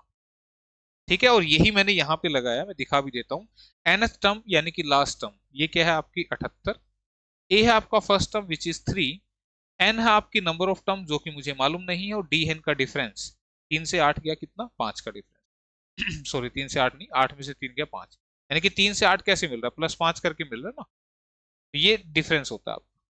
तो देखो सबसे पहले ये 3 इधर आएगा, 78 माइनस 3 बनेगा, ये मैंने किया था। फिर ये जो 75 आएगा ये मल्टीप्लाई वाला कहाँ आएगा, डिवाइड में, यही मैंने भी किया था।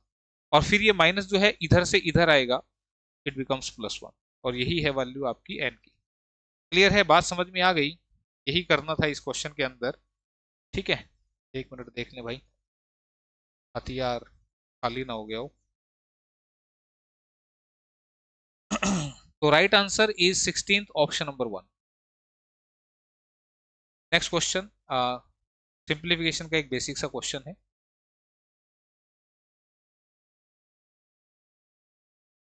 क्वेश्चन में कह रहा है कि इसको सोल्व कीजिएगा। This is 9 minus 8.5 into 0.6 divide 5 plus 1।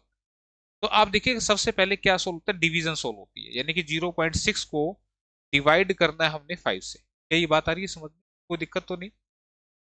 ठीक है, ये डिवीजन है, 0.6 डिवाइड 5 लिखा हुआ है। फिर होती है मल्टीप्लाई सोल्व, तो फिर हम करेंगे इसकी मल्टीप्लाई विच इज 8.5।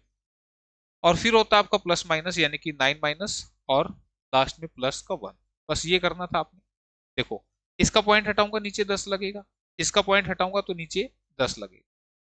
ठीक है, 5 से काट देते हैं, 5 से 5 एकम 5, 5 सत्ते 35, 17 पे कटा, तो ये बन गया 9, 9 प्लस 1 सीधा लिख देते हैं 10, 9 और 1 कितना बन गया 10, माइनस में 17 और क्या कट रहा है, कट नहीं रहा ना, 17 छिके 102, 17 छिके 102 और बटे में 100 है तो दिस इज 1.02। ठीक है भाई, क्या ये बात आ रही है समझ में। ये जो मैंने किया 17 छिके 102 कर दिया और 10 10 10 दाएं 100 बना, 102 बटे 100 करेंगे तो दिस इज 1.02। ठीक है, अब 10 में से 1.02 घटाना है, तो 10 में से 1 घटा दो 9 हो गया। अब 9 में से 0.02 घटाना है तो 8.98। ठीक है, 8.98 दिख रहा है कहीं, ऑप्शन नंबर 4 में दिख रहा है। माइनस तो कर लोगे ना यार। ठीक है, ये मत बोलना कि सर जी माइनस भी नहीं आ रहा, ऐसे कर लेना, दिक्कत आ रही है तो। यहाँ पे 10 है, 10 में से 2 गए 8, यहाँ बचेगा 9, यहाँ 9 में से 1 गया 8। ठीक है, क्लियर, जैसे भी आपको ठीक लगे। तो ऑप्शन 4 आंसर है फिलहाल। नेक्स्ट क्वेश्चन की तरफ बढ़ते हैं। नेक्स्ट क्वेश्चन आपका जो है रेशियो एंड प्रोपोर्शन। अनुपात समानुपात टॉपिक से दिया हुआ है कि 2:3, 5:6 और 8:9 का मिश्रित अनुपात क्या होगा, what will be the compound proportion of these ratios. तो मिश्रित अनुपात निकालने के लिए क्या करना है, जो पहले पहले इनकी मल्टीप्लाई कर लो, यानी कि यहां से 2, 5, 8, 2 × 5 × 8 और इसका रेशियो बाद वाले 3, 6, 9, 3 × 6 × कुछ इधर से इधर कट रहे तो काट भी लो, ताकि मल्टीप्लाई करके काटे उससे पहले ही आसान हो जाए। 2 से कटा 3 पे, बस और तो नहीं कुछ कट रहा, तो 8×5 = 40 और 3×3 = 9 में 81, तो 40, 81 इसका जवाब बनेगा। कहीं लिखा है ऑप्शन नंबर 4 में लिखा। क्लियर है। तो मिक्स प्रोपोर्शन निकालने के लिए इस तरीके से आपने ऊपर ऊपर की मल्टीप्लाई, नीचे नीचे की मल्टीप्लाई करनी होती है। ठीक है, तो आपका आंसर आ जाएगा। नेक्स्ट क्वेश्चन, यदि चतुर्भुज एबीसीडी के कोण एबीसी और डी का अनुपात 3, 7, 6, 4 है तो एबीसीडी क्या होगा। The angle of quadrilateral ABCD taken in order are in the ratio 3, 7, 6, 4, then ABC is a. पहली बात तो ये तो ऑप्शन सरासर गलत है, रेशियो 3, 7, 6, 4। अब जो पहला ऑप्शन है वो गलत है। आइसोसेलेस ट्रायंगल समद्विबाहु त्रिभुज कैसा होता है, वो ऐसा होता है, इसकी ये दो साइड आपस में क्या होती हैं, बराबर, और इनके जो अपोजिट एंगल होते हैं यानी कि ये भी आपस में क्या होते हैं, बराबर। ये आपकी आइसोसेलेस ट्रायंगल समद्विबाहु त्रिभुज। ठीक है, तो ये तो फर्स्ट ऑप्शन गलत है। दूसरा है समचतुर्भुज, जिसे आप रोम्बस बोलते हैं। रोम्बस क्या होती है, इस तरह की रोम्बस, इस तरह की, यानी कि इसकी सारी साइड आपस में इक्वल होती है। ये एंगल इसके बराबर होता है और ये वाला एंगल जो होता है इसके बराबर होता है। इसका मतलब दो दो एंगल सेम होने चाहिए, पर यहाँ पर तो सारे अलग अलग हैं, तो इसका मतलब समांतर चतुर्भुज रोम्बस भी नहीं है। उसके बाद सॉरी, समचतुर्भुज रोम्बस। समांतर चतुर्भुज जो है पैरेललोग्राम होता है, वो होता है ऐसा, इस तरीके से। ठीक है, रेक्टेंगल से बनता है, ये स्क्वायर से बनता है। इसकी ये साइड इसके बराबर, ये दोनों साइड आपस में बराबर, ये एंगल इसके बराबर होगा और ये वाला एंगल इसके बराबर होगा, तो इसमें भी ऐसा कुछ नहीं है, तो थर्ड ऑप्शन भी नहीं है। बचा fourth option which is trapezium समलंब चतुर्भुज, यही आपका आंसर। क्योंकि ट्रेपीजियम के जो एंगल होते हैं वो आपके अलग अलग होते हैं। देखिएगा आप, इसमें जो एंगल होते हैं वो अलग अलग होते हैं, ये अलग ये अलग। इसको थोड़ा सा और तिरछा बना देता तो ये भी अलग हो जाता। ठीक है, ये अलग हो गया, ये अलग हो गया, ये अलग हो गया और ये अलग हो गया। ठीक है, तो ये आपका ट्रेपीजियम होता है, समलंब चतुर्भुज। तो आंसर ऑप्शन नंबर 4 बनेगा। तो करना कुछ नहीं था इसमें, बस थोड़ा सा दिमाग लगाना था इस रेशियो को देख। ठीक है, तो नेक्स्ट क्वेश्चन, अगला क्वेश्चन, फिर से मेंसुरेशन लोट आया। ठीक है, तो क्या कह रहे हैं मेंसुरेशन में, एक ठोस घन को समान आयतन वाले दो घनाभों में काटा जाता है, दिए गए घन और घनाभ के कुल सतह क्षेत्रफल का अनुपात। A solid cube is cut into two cuboid of equal volumes. What is the ratio of the total surface area of the given cube and that of one of the cuboid? ध्यान दीजिएगा, one of the cuboid यानी कि एक लेना cuboid, दोनों नहीं लेने। तो सबसे पहले तो हम इसको समझते हैं एक डायग्राम की मदद से, जिससे थोड़ा सा आपको आसान लगेगा और चीजें जो है फास्ट समझ में आएंगी। यह है आपका एक क्यूब यानी कि घन। ठीक है भाई, क्लियर। और यहां पे इसकी जो साइड है वो मैं अपने पास से मान लेता हूं 2। ठीक है, मैंने अपने पास से इसकी साइड मानी 2, और क्यूब जो होता है, घन जो होता है, उसकी सारी जो भुजाएं होती हैं वो समान होती हैं, इक्वल होती हैं।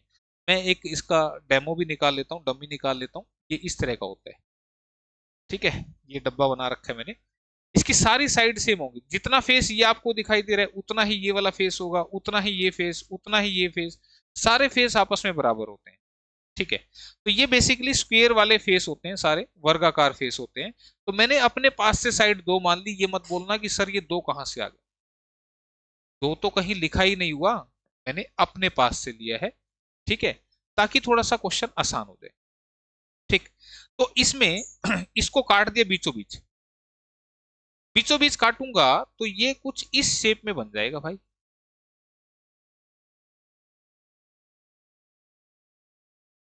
इसकी जो शेप है वो कुछ ऐसी बन जाएगी। ठीक है, जिसमें ये तो 2 था, 2 ही रहेगा, ये पीछे वाला पोर्शन भी 2 रहेगा, बट ये पूरा 2 था, आधा कट गया तो फिर ये 1 रह गया।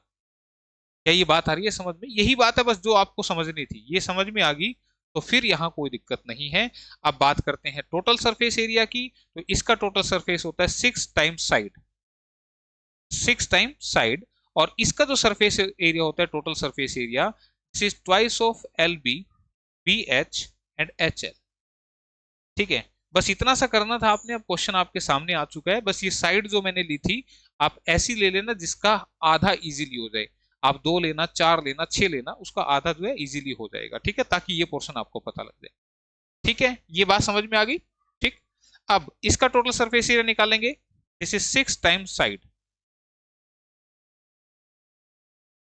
6 साइड स्क्वेयर होता है भाई, साइड का स्क्वेयर आता है इसमें। ठीक है, तो ये ध्यान रखना। तो 6 इंटू 2 का स्क्वेयर, तो 2 दूनी 4, 6 के 24, 24 आ गया।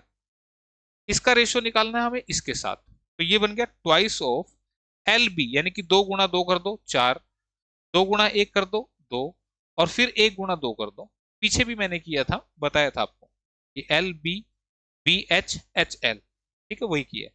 तो 4 2 6 और 2 8, 8 दूनी 16, तो काटूंगा तो 8 या 24, 8 दूनी 16, तो आंसर बिकम्स 3:2, 3:2। कहीं लिखा है देखिएगा, ऑप्शन नंबर 2 में लिखा है 3:2। क्लियर है बात समझ में? 6 a² क्यों करते हैं? 6 इंटू साइड का स्क्वायर इसलिए करते हैं क्योंकि एक फेस जैसा होता है वैसे इसके सारे फेस होते हैं। तो टोटल 6 फेसेस होते हैं एक क्यूब के अंदर। आप जिस कमरे में बैठ के क्लास देख रहे हैं उस रूम की टोटल वॉल्स कैलकुलेट करें, 4 दीवार आएंगी। लेकिन अगर मैं बोलूं सरफेस कितनी होगी, तो एक छत भी है और एक फर्श भी है, तो टोटल 4 और 2 6 बन जाते हैं, इसलिए 6 a² होता है। ठीक है, तो नेक्स्ट क्वेश्चन, ये फॉर्मूले हैं, याद भी कर सकते हैं, 6 इंटू साइड स्क्वेयर और twice of L B, B H, H L. अगला क्वेश्चन रेशियो प्रोपोर्शन से रिलेटेड।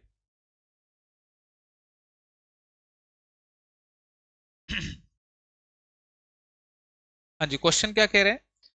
एक बैग में 1 रुपये 50 पैसे और 10 पैसे के सिक्के हैं। सिक्कों की संख्या 3, 4, 5 के अनुपात में है। यदि कुल राशि 187 रुपए है तो 50 पैसे के सिक्के कितने हैं? अ बैग कंटेन्स 1 रुपीज 50 पैसे कॉइन्स and 10 पैसे coins. The number of the coins are in the ratio 3:4:5.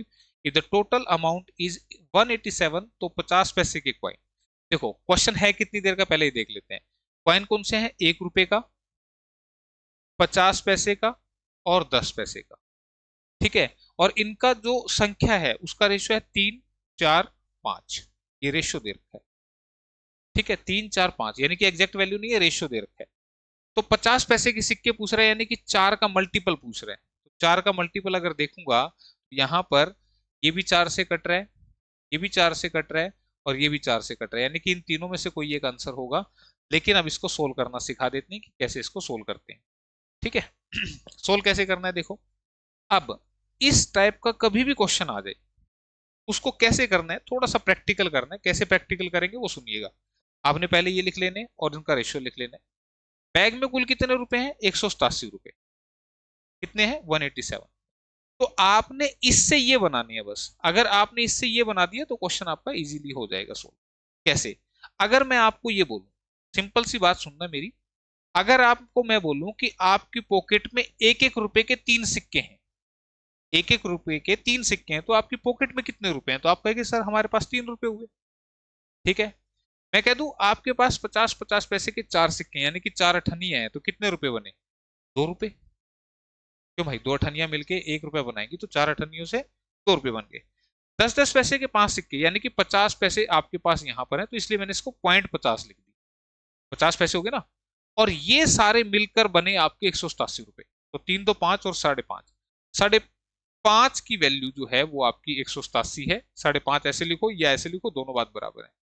ठीक है, तो 1 की वैल्यू आपने यहां से निकालनी है। ठीक है, पॉइंट हटाएंगे तो नीचे यहाँ पे 10 लग जाएगा। 5 से 11 पे कटा, 5 से 2 पे कटा, 11 एकम 11, 11 से 77, 17 दूनी 34। 1 की वैल्यू 34 आ चुकी है भाई। तो 1 की वैल्यू जैसे आपने निकाल ली, तो 50 पैसे के सिक्के मिलेंगे यहां से। तो 50 पैसे के जो क्वाइन है 4 गुना में 34, 4 चौके 16, 4 तीन 12 और 13, तो आंसर बिकम्स 136। तो एक इसका जो आंसर बनेगा 131 नंबर का, ऑप्शन नंबर 1 में ही दिखाई दे रहा हमें, तो इसका आंसर। ठीक है, कोई बच्चा इसको अगर पैसों में बनाना चाहे तो पैसे में भी बना सकते हैं। फिर कैसे करना पड़ेगा, 1 रुपये यानी कि 100 पैसे, 100 पैसे इंटू 3 करेंगे तो 300 पैसे बनेंगे।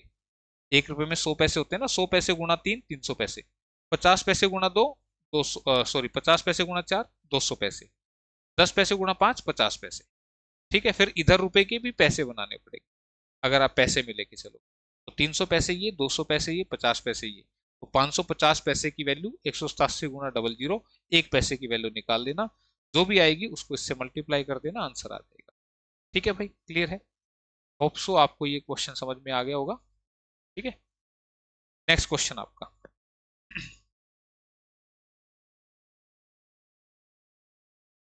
यदि रूट 2 1.414 है तो दशमलव के 3 स्थानों तक √3 डिवाइड √6 का मान क्या होगा? If √2 1.414 then the value of √3 by √6 up to 3 places of decimal. हमें √3 अपॉन में √6 निकालना है। तो भाई देखो, दोनों के पे रूट है तो आप दोनों को इकट्ठा कर सकते हो। ये इस तरह से बन जाएगा भाई, 1 का रूट 1 बन गया, 2 का रूट रूट 2 ही रहा। ठीक है, ऐसी गलती मत कर देना, बोला √3 से ये कटा 2 पे। नहीं, ध्यान रखना, अरे रूट भी तो है। अगर आप डायरेक्ट, हालांकि करना तो यही था लेकिन वो ऐसे नहीं काटना था, ऐसे काटना था। √3 से √6 काटेंगे तो √2 बचेगा, कभी आप 2 लिख दो, तो इसलिए 1/√2 ये पूरा मैंने खोल के समझा दिया। अब √2 की वैल्यू दे रखी है लेकिन नीचे रखोगे तो कैलकुलेशन टफ हो जाएगी, तो इसके लिए पहले पैर का रूट हटा लेंगे। पैर का रूट कैसे हटेगा, इसी से मल्टीप्लाई कर दो, इसी से डिवाइड कर दो। ठीक है, अब ऊपर में बना √2, नीचे में √2 कितना बना, 1 2, है ना। √4 बना, 4 का √2 होता है।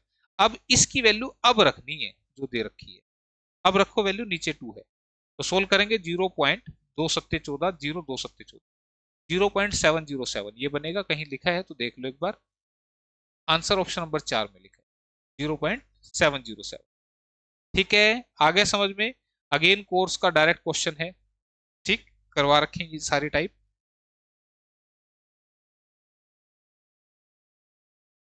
षटभुज के बाह्य कोण क्या होंगे? What will be the exterior angle of a hexagon? ठीक है, तो ध्यान रखना, exterior angle of a polygon, ये ईच, ये जो मैं लिख रहा हूं उसको बता देता हूं। बहुभुज का प्रत्येक बाह्य कोण, ज्योमेट्री टॉपिक का एक क्वेश्चन है। This is equal to 360 by n, where n is the number of sides of polygon. किसी भी बहुभुज का, समबाहुभुज का, अगर आप बाह्य एक कोण निकालना चाहिए, समबाहुभुज की बात हो रही है, रेगुलर पॉलीगन। ठीक है, ये रेगुलर पॉलीगन की बात हो रही है, समबाहुभुज की, इसकी सारी भुजाएं समान होती है। तो 360 बटे में, षटभुज में 6 भुजा होती है, इसने बोला षटभुज यानी कि हेक्सागन, हेक्सागन में 6 भुजा होती हैं, तो कितना बनेगा, 60 डिग्री। क्वेश्चन हो गया सोल्व, आंसर ऑप्शन नंबर। इतनी सी देर का था, कुछ भी नहीं करना था, बस ये सीधा सीधा। तो कुछ क्वेश्चन देखो आप कितना शॉर्ट टाइम में हो जा रहे हैं, और कुछ में लगता है थोड़ा सा टाइम, तो कोई बात नहीं भाई। तो नेक्स्ट क्वेश्चन की बात करते हैं। ट्रायंगल एबीसी एक समकोण त्रिभुज है जिसका एक बी कोण समकोण है।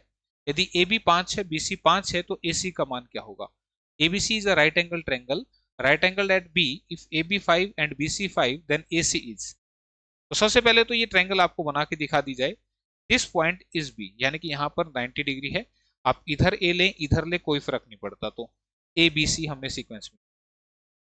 अब ए बी 5 है, दिस इज 5, और बी सी भी जो है वो आपकी 5 है, तो आपसे ए सी पूछ रहे हैं। अरे ये भी कोई क्वेश्चन पूछने का, पाइथागोरस लगा दो।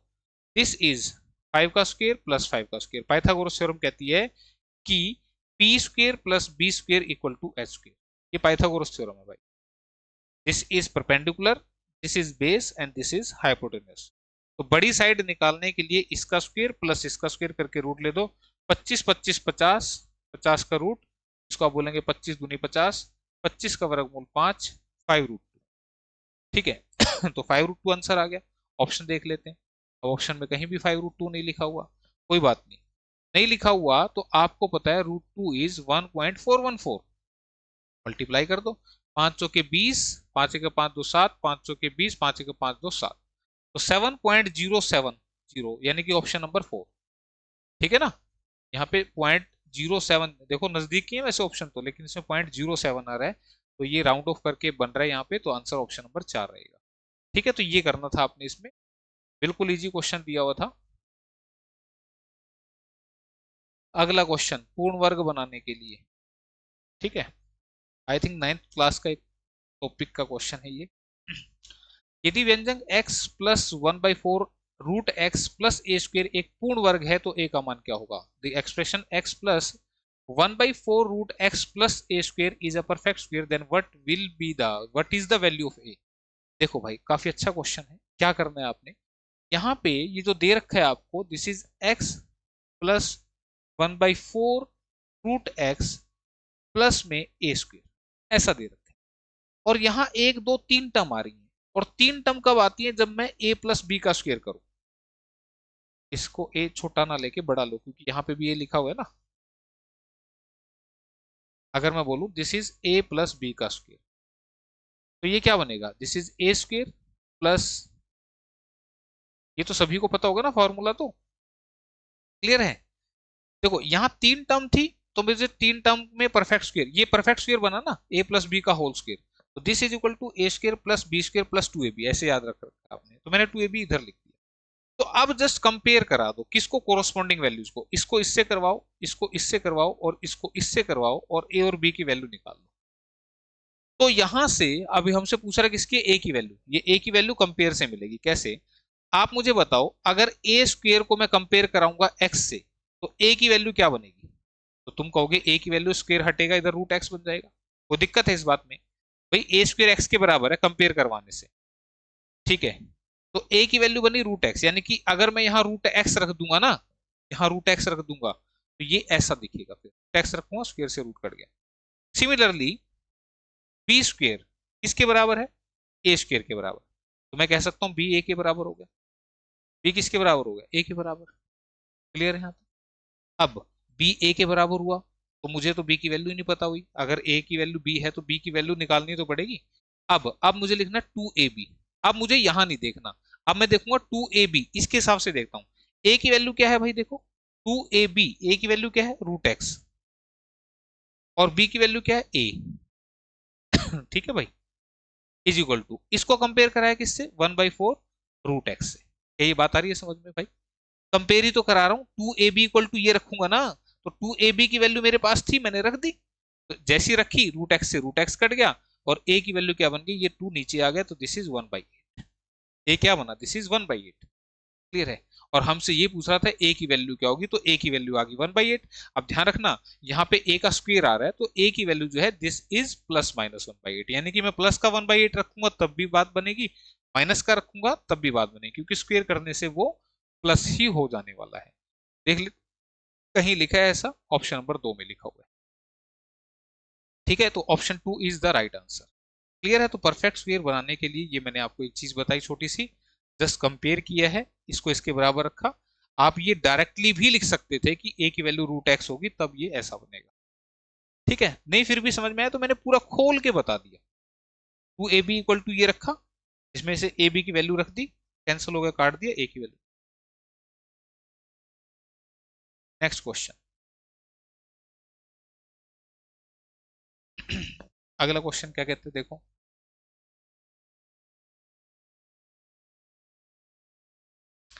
यदि समीकरण 10x minus 9y equal to 12 का हल 2k माइनस 1 कोमा के है, तो k क्या होगा? If 2k minus 1 in comma K is a solution of equation this. देखो भाई, अगर ये इसका सॉल्यूशन है, तो इसका मतलब x की जगह पहली वाली वैल्यू रखनी होती है, y की जगह दूसरी वैल्यू रखनी होती है, यानी कि 10 इंटू में x की जगह पहली वैल्यू रखूंगा, दिस इज 2k माइनस 1, ठीक है, माइनस में 9, और y की जगह मैं क्या रखूंगा? Second value which is k, equal to कितना? 12। बस ये सोल्व करना था, क्वेश्चन खत्म भाई। इसका सॉल्यूशन अगर ये है, तो इसका मतलब x की जगह ये वैल्यू रख दो, y की जगह ये रख दो, आंसर आपका बन जाएगा। 10 दूनी 20 के, माइनस 10 एकम 10, माइनस 9 के इक्वल टू 12। ये उधर जाएगा, प्लस हो जाएगा, तो 12 और 10 22। 20 के में से 11 9 के गए तो 11 के बन गए, और के की वैल्यू कितनी आ गई? 2।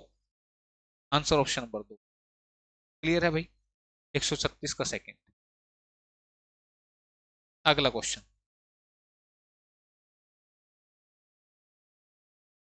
ज्योमेट्री, मेंसुरेशन, अलजेब्रा ये पूछे हुए हैं, ट्रिग्नोमेट्री पूछी हुई है, ठीक है।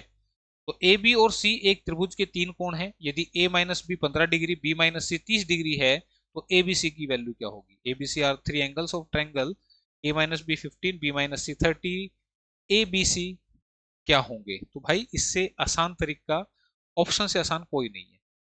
आप मुझे बताओ, ए और बी का डिफरेंस 15 है, 80 और 65 का डिफरेंस कितना है? 15, बिल्कुल ठीक है। 30 और 60 का डिफरेंस नहीं है 15, 40 और 60 का भी 15 नहीं है, ये लास्ट में 90 और 40 का डिफरेंस भी 15 नहीं है। तो आंसर ऑप्शन ए बन गया। करना ही कुछ नहीं था भाई। बी और सी का अंतर 30 है, देखो बी और सी, 65 और 35 का अंतर 30 है। बताओ भाई, फ्री के नंबर नहीं है क्या ये? तो इसलिए मैंने कहा कि पेपर को पूरा पढ़ना जरूरी है। आप आगे अटक रहे हो तो कोई बात नहीं, छोड़ दो। पेपर में टाइम कम है तो पीछे से एक बार पढ़ के देख लो, क्या पता कोई क्वेश्चन ऐसा हो जो पढ़ते ही आंसर दे दे, ठीक है। तो आंसर ऑप्शन नंबर 1 बनेगा। नेक्स्ट क्वेश्चन, अलजेब्रा आ गया। यदि x माइनस थ्री का square plus Y minus five का square plus Z minus four का स्क्वायर 0 है, तो X square by 9, Y square by 25 plus Z square by 16 की वैल्यू क्या होगी? अब आप एक बार बताओ, ये तीनों चीज जुड़ने के बाद जीरो दे रखी, जीरो दे रही है, इसका मतलब या तो ये जीरो है, या ये जीरो है, या ये जीरो है। भाई या तो x माइनस थ्री का स्क्वायर जीरो है, या y माइनस पांच का स्क्वायर इक्वल टू जीरो है, और तीसरा बना जेड माइनस फोर का स्क्वायर इक्वल टू जीरो। तभी तो ये जीरो, मैंने कहा ये भी जीरो है, ये भी जीरो है, ये भी जीरो है, तभी तो इन तीनों का टोटल इक्वल टू जीरो आ रहा है, ठीक है। तो यहां से अगर ये स्क्वायर है तो x minus three equal to zero, और x की वैल्यू क्या आ गई? 3, ठीक है भाई। सिमिलरली y की वैल्यू 5 और z की वैल्यू 4। बस ये आपको मिल गई, यहां चिपका दो, आंसर आ गया। बात आ रही है समझ में? भाई ये तीनों मिलके टोटल जीरो बना रहे हैं, तो मैंने कहा भाई ये भी जीरो है, ये भी जीरो है, ये भी जीरो है, zero plus zero plus zero करूंगा तो जीरो ही आएगा, ठीक है। तो मैंने तीनों को इंडिविजुअली जीरो ले लिया, एक्स वाई और जेड की वैल्यू को निकाल दिया। यहाँ पे रखेंगे एक्स की वैल्यू को 3, तो 3 का स्क्वायर 9 बटे में 9 प्लस में वाई की वैल्यू को रखेंगे 5, तो 5 का स्क्वायर कितना बनेगा? 25, तो 25 बटे में 25 प्लस में जेड की वैल्यू को रखेंगे 4, तो 4 का स्क्वायर 16 बटे में 16। This is one, this is one and this is one, तो आंसर बिकम्स 3। दिख रहा है ऑप्शन नंबर 3। क्लियर है? बात आई समझ में? ये करना था भाई। तो इन चीजों को याद रखना है। अलजेब्रा था ये, यहाँ पे बीज गणित, ठीक है। तो बीज गणित का क्वेश्चन था। क्वेश्चन है कि 125 की पावर माइनस 2/3 का मान क्या होगा? 125 की पावर माइनस 2/3। याद रखना, जब भी ऐसा क्वेश्चन आता है तो जितना ये नीचे लिखा होता है ना, उतना यहाँ किसी नंबर की पावर बनता है। तो आपको बता दूं, 5 की पावर 3 जो होती है वो 125 होती है। 5 गुना 5 गुना 5, 125 बने। इस 3 से 3 कट गया, बचा गया 5 की पावर माइनस। और मैंने अभी बताया था कि नेगेटिव पावर सोल्व करने के लिए इसको पलट दो, तो पलट देंगे तो आंसर बिकम्स 1/25। ऑप्शन नंबर 1 में से जा रखा है, ठीक है। फटाक से हो रहे हैं क्वेश्चन। अगला question, next question, ratio proportion topic. यदि x प्लस वाई का रेशियो x माइनस वाई के साथ, x प्लस वाई का रेशियो x माइनस वाई के साथ 7:3 है, तो आपसे पूछ रहा है X square plus Y square का ratio X square minus Y square के साथ। तो तुम मुझे बताओ, यहाँ पे जब मैं x और y की वैल्यू निकालूंगा तो इसका मतलब x प्लस वाई आ गया, x माइनस वाई आ गया। तो x की वैल्यू के लिए ऐड करूंगा, 2x इक्वल टू 10 आ गया, और x की वैल्यू कितनी आ गई? 5 आ गई। x 5 आ गया, x 5 है तो y 2 हुआ, तभी तो 5 और 2 7 बनेगा। एक्स 5 वाई 2, तभी तो 5 और 2 7 बनेगा। एक्स 5 और वाई 2, 5 में से 2 गया 3 बनेगा। यानी कि एक्स और वाई की वैल्यू पता करनी थी, वो हमने कर ली। आप ऐसे इक्वेशन से करें या आप अजम्पशन से करें, ये वैल्यू अज्यूम करके भी आप बता सकते थे, बट ये सेटिस्फाई होना चाहिए। प्लस करने पे 7 आना चाहिए था, माइनस करने पे 3 आना। अब एक्स स्क्वेयर यानी कि 5 का स्क्वेयर 25, प्लस में वाई स्क्वेयर यानी कि 2 का स्क्वेयर 4, फिर नीचे 25 माइनस 4, 29, 21, 29:21। ऑप्शन नंबर 2 में। ठीक है भाई, क्लियर है? बात समझ में आई होगी। अगला क्वेश्चन, अगला क्वेश्चन, इंडिसेस एंड सर्ड्स यानी कि घातांक एवं करनी बोल सकते हैं, अलजेब्रा भी बोल सकते हैं। और क्वेश्चन की पहचान कर लो क्या, कि रूट के अंदर दो के अंदर रूट दो ऐसे चल रहा है अप टू इनफाइनाइट तक। जब भी ऐसा कोई क्वेश्चन आ जाए तो उस सिचुएशन में जो भी यहाँ नंबर लिखा है वही आंसर होगा। दो लिखा है तो दो ही आंसर, यानी कि ऑप्शन 3 इसका जवाब है। ठीक है, अगर ऐसा है इनफाइनाइट तक तो आंसर आएगा 2। अगर ऐसा है कितनी बार, मात्र 4 बार। ठीक है, तो फिर 3 लिखना है। क्या लिखना है, 3। जो भी इसके अंदर नंबर लिखा वो लिखना है। कितनी बार है, 4 बार, तो 2 की पावर 4 लेना है 16। यहाँ 16 लिखना, एक कम करके ऊपर लिख देना। ये ध्यान रखना मैं क्या बता रहा हूं, फिर से सुनो इस बात को। अगर इनफाइनाइट तक चल रहा है तो जो भी नंबर यहां लिखो, जो भी 2 3 4 5 जो भी लिखा है वही आंसर आएगा। लेकिन अगर ये कुछ स्पेसिफाइड स्टेप्स तक दे रहा है, कितने, जैसे 4 बार दिया, तो जितनी बार दिया उतना 2 की पावर लेनी है हमेशा। यहां जो मर्जी नंबर लिखा हो, जो मर्जी नंबर लिखा हो, जितनी बार ये दिया है, 4 बार दिया तो 2 की पावर 4, 3 बार दिया होता तो 2 की पावर 3, 6 बार दिया होता तो 2 की पावर 6। जो भी आएगा इस नंबर की पावर में वो लिख दो नीचे और एक कम करके लिख दो ऊपर। ठीक है, तो ये बात याद रखना, इस तरह से ये क्वेश्चन होंगे आपके। तो आंसर ऑप्शन नंबर 3 यहां पर आएगा। Next question.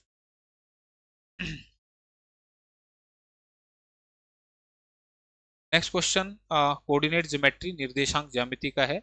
यदि O p/3, 4 बिंदु P -6, 5 और Q -2, 3 को जोड़ने वाले रेखाखंड का मध्य बिंदु है तो P का मान क्या होगा। If O is the mid point of the line segment joining the points P and Q।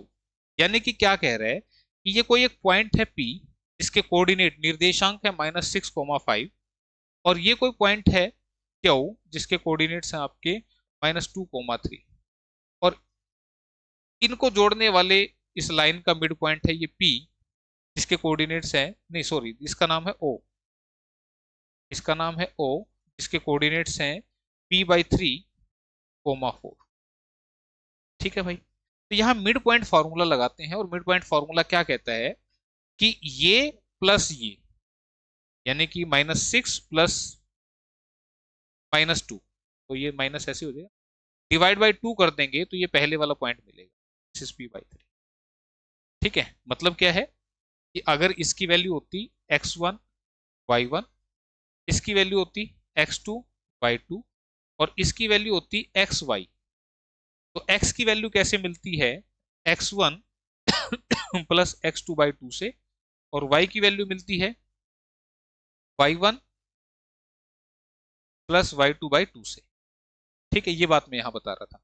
क्या बता रहा था, फिर से सुनिए। मिड पॉइंट फॉर्मूला क्या कहता है कि इस x की वैल्यू को निकालने के लिए ये दोनों वैल्यू प्लस करके 2 से डिवाइड कर दो, और इस y के लिए ये दोनों बाद वाली वैल्यू को प्लस करके 2 से डिवाइड कर दो। यही मैंने किया, -6 प्लस -2 करेंगे, डिवाइड बाई 2 करेंगे तो ये पहली वाली वैल्यू आ जाएगी। तो -8/2 इक्वल टू p/3, 2 से कटा 4 पे, तो -4 इंटू 3 करेंगे तो p इक्वल टू -12। बस इतनी सी देर का क्वेश्चन था, आंसर ऑप्शन नंबर 2 में लिखा हुआ। ठीक है, बस यही पूछ रहा था p का मान, तो सेकंड वाले की जरूरत ही नहीं है, p तो पहले वाले में लिखा हुआ है। ठीक है, तो इतना सा आपने करना था। इसी के साथ फिर नेक्स्ट क्वेश्चन आपका फ्रैक्शन से रिलेटेड।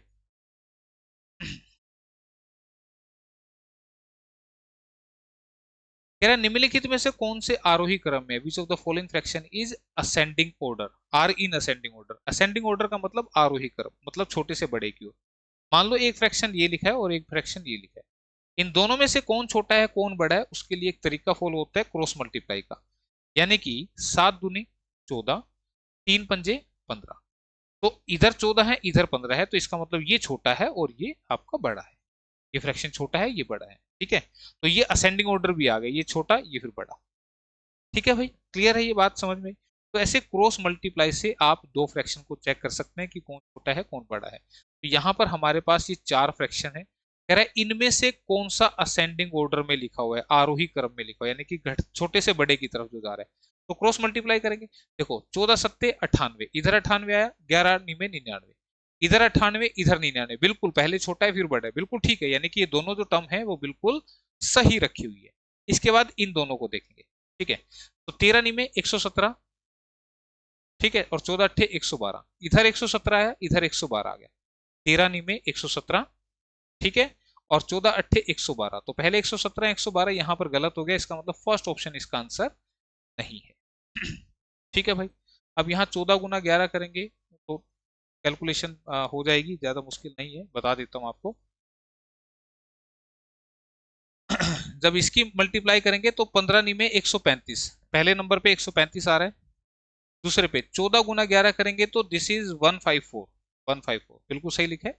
जब भी आप 14 की 11 से गुना करोगे तो देखो आपका क्या आएगा, वो मैं आपको बता दूं एक बार। ये 154 आ रहा है, मैंने कैसे किया था, जब 14 की गुणा 11 से होगी तो सबसे पहले 4 लिख दो, फिर दोनों को ऐड करके लिख दो, और लास्ट में ये पहले वाला नंबर लिख दो। पहले इसको लिख दो, फिर दोनों को ऐड करके लिख दो, और फिर ये लास्ट वाला लिख दो। ठीक है, तो ये सही रखे हुए हैं। अब 13 गुना 11 करेंगे तो 13 गुना 11 करके देखो, पहले 3 लिख दो, फिर 4 लिख दो, फिर 143, फिर 15 सत्ते 105, हो गया ना गलत। 13 गुना 11 अभी सिखाई मैंने 143, और 15 गुना 7 105, गलत हो गया ना, बड़ा छोटा आ गया, तो ये भी आंसर नहीं है, सेकंड भी आंसर नहीं है, जहां पर भी गलती हो वहीं छोड़ देना। थर्ड की ऑप्शन बात करते हैं। 11 अट्ठे 88, 13 सत्ते 91, पहले 88 फिर 91, बिल्कुल सही है दोनों टर्म, छोटी बड़ी। फिर 11 सॉरी 14 सत्ते 98, 11 निन्यानवे 99, इधर 98 इधर 99, बिल्कुल सही है छोटी बड़ी। फिर 15 नी में 135, और 14 गुना 11 154, बिल्कुल ठीक है, 135 154, तो आंसर ऑप्शन नंबर 3 रहेगा। ठीक है, ये नहीं कि इसको पॉइंट में कन्वर्ट करके देखने लग जाओ। ठीक है, तो ये तरीका आप यहाँ पे अप्लाई कर सकते हैं, तो आंसर ऑप्शन नंबर 3 बनेगा। तरीके तो और भी होते हैं, लेकिन फिलहाल आप इसको कर लेना। Next question related to algebra and one of the best question, काफी अच्छा है क्वेश्चन यहाँ पर पूछा हुआ एग्जाम में। यदि x प्लस 1/x का स्क्वायर 3 है तो x की पावर 72 प्लस x की power 66 plus 54 plus 36 plus 24 plus 6 plus 1 का मान क्या होगा। बहुत बेहतरीन क्वेश्चन है ये आज का इस एग्जाम का, कि अगर x प्लस 1/x का स्क्वायर अगर आपका 3 है, तो यहाँ पहले थोड़ा सा सोल्व करना पड़ेगा। क्या सोल्व करना पड़ेगा, ध्यान से सुनिएगा। ये स्क्वायर अगर मैं हटा दूंगा तो ये स्क्वायर इधर जाके बन जाएगा रूट, तो पहला स्टेप है आपका ये, मैंने स्क्वायर हटा दिया, उधर बन गया रूट। अब क्या करना है, क्यूबिंग बोथ साइड, यानी कि दोनों तरफ का क्यूब करना है। ध्यान रखना ये तरीका है, इसे याद रखना, इसी तरह का क्वेश्चन एज इट इज ही आएगा जब भी आएगा। तो हमने किया क्यूबिंग बोथ साइड, तो जैसे ही मैंने क्यूबिंग की तो ये बन गया x cube plus 1/x³ plus 3 × x × 1/x into x plus 1/x, और राइट साइड में इसका क्यूब करेंगे तो ये बनेगा 3√3। ठीक है, जब √3 की मल्टीप्लाई 3 बार करेंगे तो ये तो बनाएगा 3, और ये वाला √3 इसके साथ एज इट इज। ठीक है, ये कट गया, कोई दिक्कत। ये बन गया x³ प्लस 1/x³ प्लस में 3 इंटू, इसकी वैल्यू क्या दे रखी थी आपको, ध्यान दीजिएगा, √3 दे रखी थी। जब मैंने ये क्यूबिंग नहीं की थी तो इसकी वैल्यू √3 थी ना, इसकी वैल्यू। ठीक है, तो आप इसकी जगह लिखेंगे √3, बस इसकी वैल्यू रख दी मैंने उठा के, दिस इज 3√3। ठीक है भाई, क्लियर है यहाँ तक। अब यहां से ये कट गया, उधर जाएगा तो ये 0 हो जाएगा। ठीक है, 3√3 उधर जाएगा तो ये माइनस हो जाएगा, और माइनस हो जाएगा तो ये क्या बन जाएगा आपका, 0 बन जाएगा। ठीक है, मैंने लिख के भी दिखा दिया। ये किसकी वैल्यू है, x³ प्लस 1/x³। आप इसको उधर ले जाओ तो ये बनेगा x³ इक्वल टू -1/x³। इसको उधर ले गया तो ये माइनस का बनेगा। अब क्रॉस मल्टीप्लाई करो, x की पावर क्या बनेगी 6, और यहां पे आपने क्वेश्चन को ले आना है बस। जो बच्चा यहां तक ले आया, अब क्वेश्चन कुछ भी नहीं है, अब बिल्कुल आसान है। ठीक है, कैसे, यहां पर दे रखा था 72 66, फिर 54 36 24, 54 36 24 6 और 1, 72 66 54 36 24 और 6 और 1। ठीक है, ये हमारा क्वेश्चन है, मैंने यहां तक निकाल लिया क्वेश्चन को। ये क्रॉस मल्टीप्लाई जब करेंगे तो 3 3 9 मत कर देना। जब भी x की पावर 3 की मल्टीप्लाई x की पावर 3 से होगी तो बेस सेम पावर ऐड होती है, ये ध्यान रखना। ये रूल है लॉज ऑफ इंडिसेस, घातांक के नियम में आता है। यहाँ 6 लिखना है, कभी 3 या 9 कर दो। अब इसको मैं ब्रेक करूंगा, x की पावर 6 इंटू में 12, ये बात समझ में आई, 6 का मल्टीपल है ये, देखो यहाँ प्लस में इसको लिखूंगा एक्स की पावर 6 इंटू में 11, इसको लिखूंगा एक्स की पावर 6 इंटू में 9, एक्स की पावर 6 इंटू में 6, एक्स की पावर 6 इंटू में 4, और दिस इज सेम, कोई चेंज नहीं। क्लियर है? अब देखो, इस एक्स की पावर 6 की वैल्यू तो मैंने -1 निकाल दी ना, यहाँ -1, अगेन यहाँ -1, अगेन -1, अगेन यहाँ -1, सभी जगह -1 कर देंगे, तो दिस इज लाइक दिस। ठीक है भाई, प्लस माइनस माइनस हो जाएगा ना। तो -1 की पावर 12 1 देगी, यहाँ -1 की पावर ओड है तो -1 देगी, तो प्लस माइनस ये मैंने पहले लिख दिया, -1 की पावर ओड होने से -1 बनेगा, यहाँ भी माइनस का 1 बनेगा, यहाँ इवन है तो प्लस का 1, यहाँ पे प्लस का 1, यहाँ पे -1 प्लस 1। ठीक है, अब इससे ये कटा, इससे ये कटा, ये प्लस माइनस कटा और बचा जो वो आंसर है, तो दिस इज क्या 1। ठीक है, तो 144 का जो आपका आंसर बनेगा ऑप्शन 1 बनेगा। क्लियर है बात? होप सो समझ में आई होगी, और बहुत बेहतरीन बढ़िया क्वेश्चन था ये। ठीक है, अभी तक एग्जाम का। तो एक पीछे वो आया था, हमने वो पैराबोला की बात की थी। ठीक है, तो ये दोनों क्वेश्चन अच्छे थे। चलो नेक्स्ट क्वेश्चन की बात करते हैं।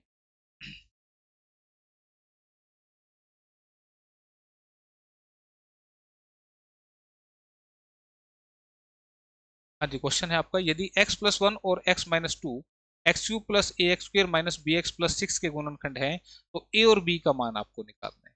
तो भाई देखो, सिंपल सी बात, बिल्कुल ध्यान से, अगर ये इसका फैक्टर है तो इसका मतलब इससे ये पूरा पूरा डिवाइड होगा, और पूरा पूरा डिवाइड होगा तो रिमाइंडर 0 आएगा। इसका मतलब x की वैल्यू -1 जो है वो आप इसमें रखते हैं। कैसे आई -1? x+1 को 0 रखूंगा तो x की वैल्यू क्या आएगी? -1।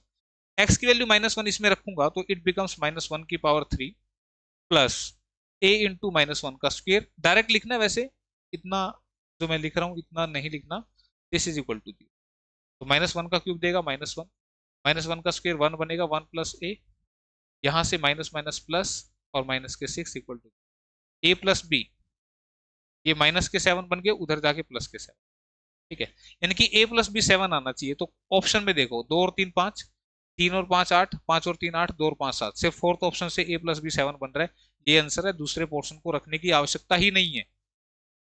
ठीक है, अगर करना चाहो डिटेल से पूरा, तो x-2 को 0 रखेंगे, x की वैल्यू 2 आएगी, वो 2 आप इसमें रखो, वहां से फिर से एक इक्वेशन ए बी में आएगी, ए और बी में जो दूसरी इक्वेशन आएगी इसको और उसको सोल्व कर लेना, ए और बी की वैल्यू आ जाएगी।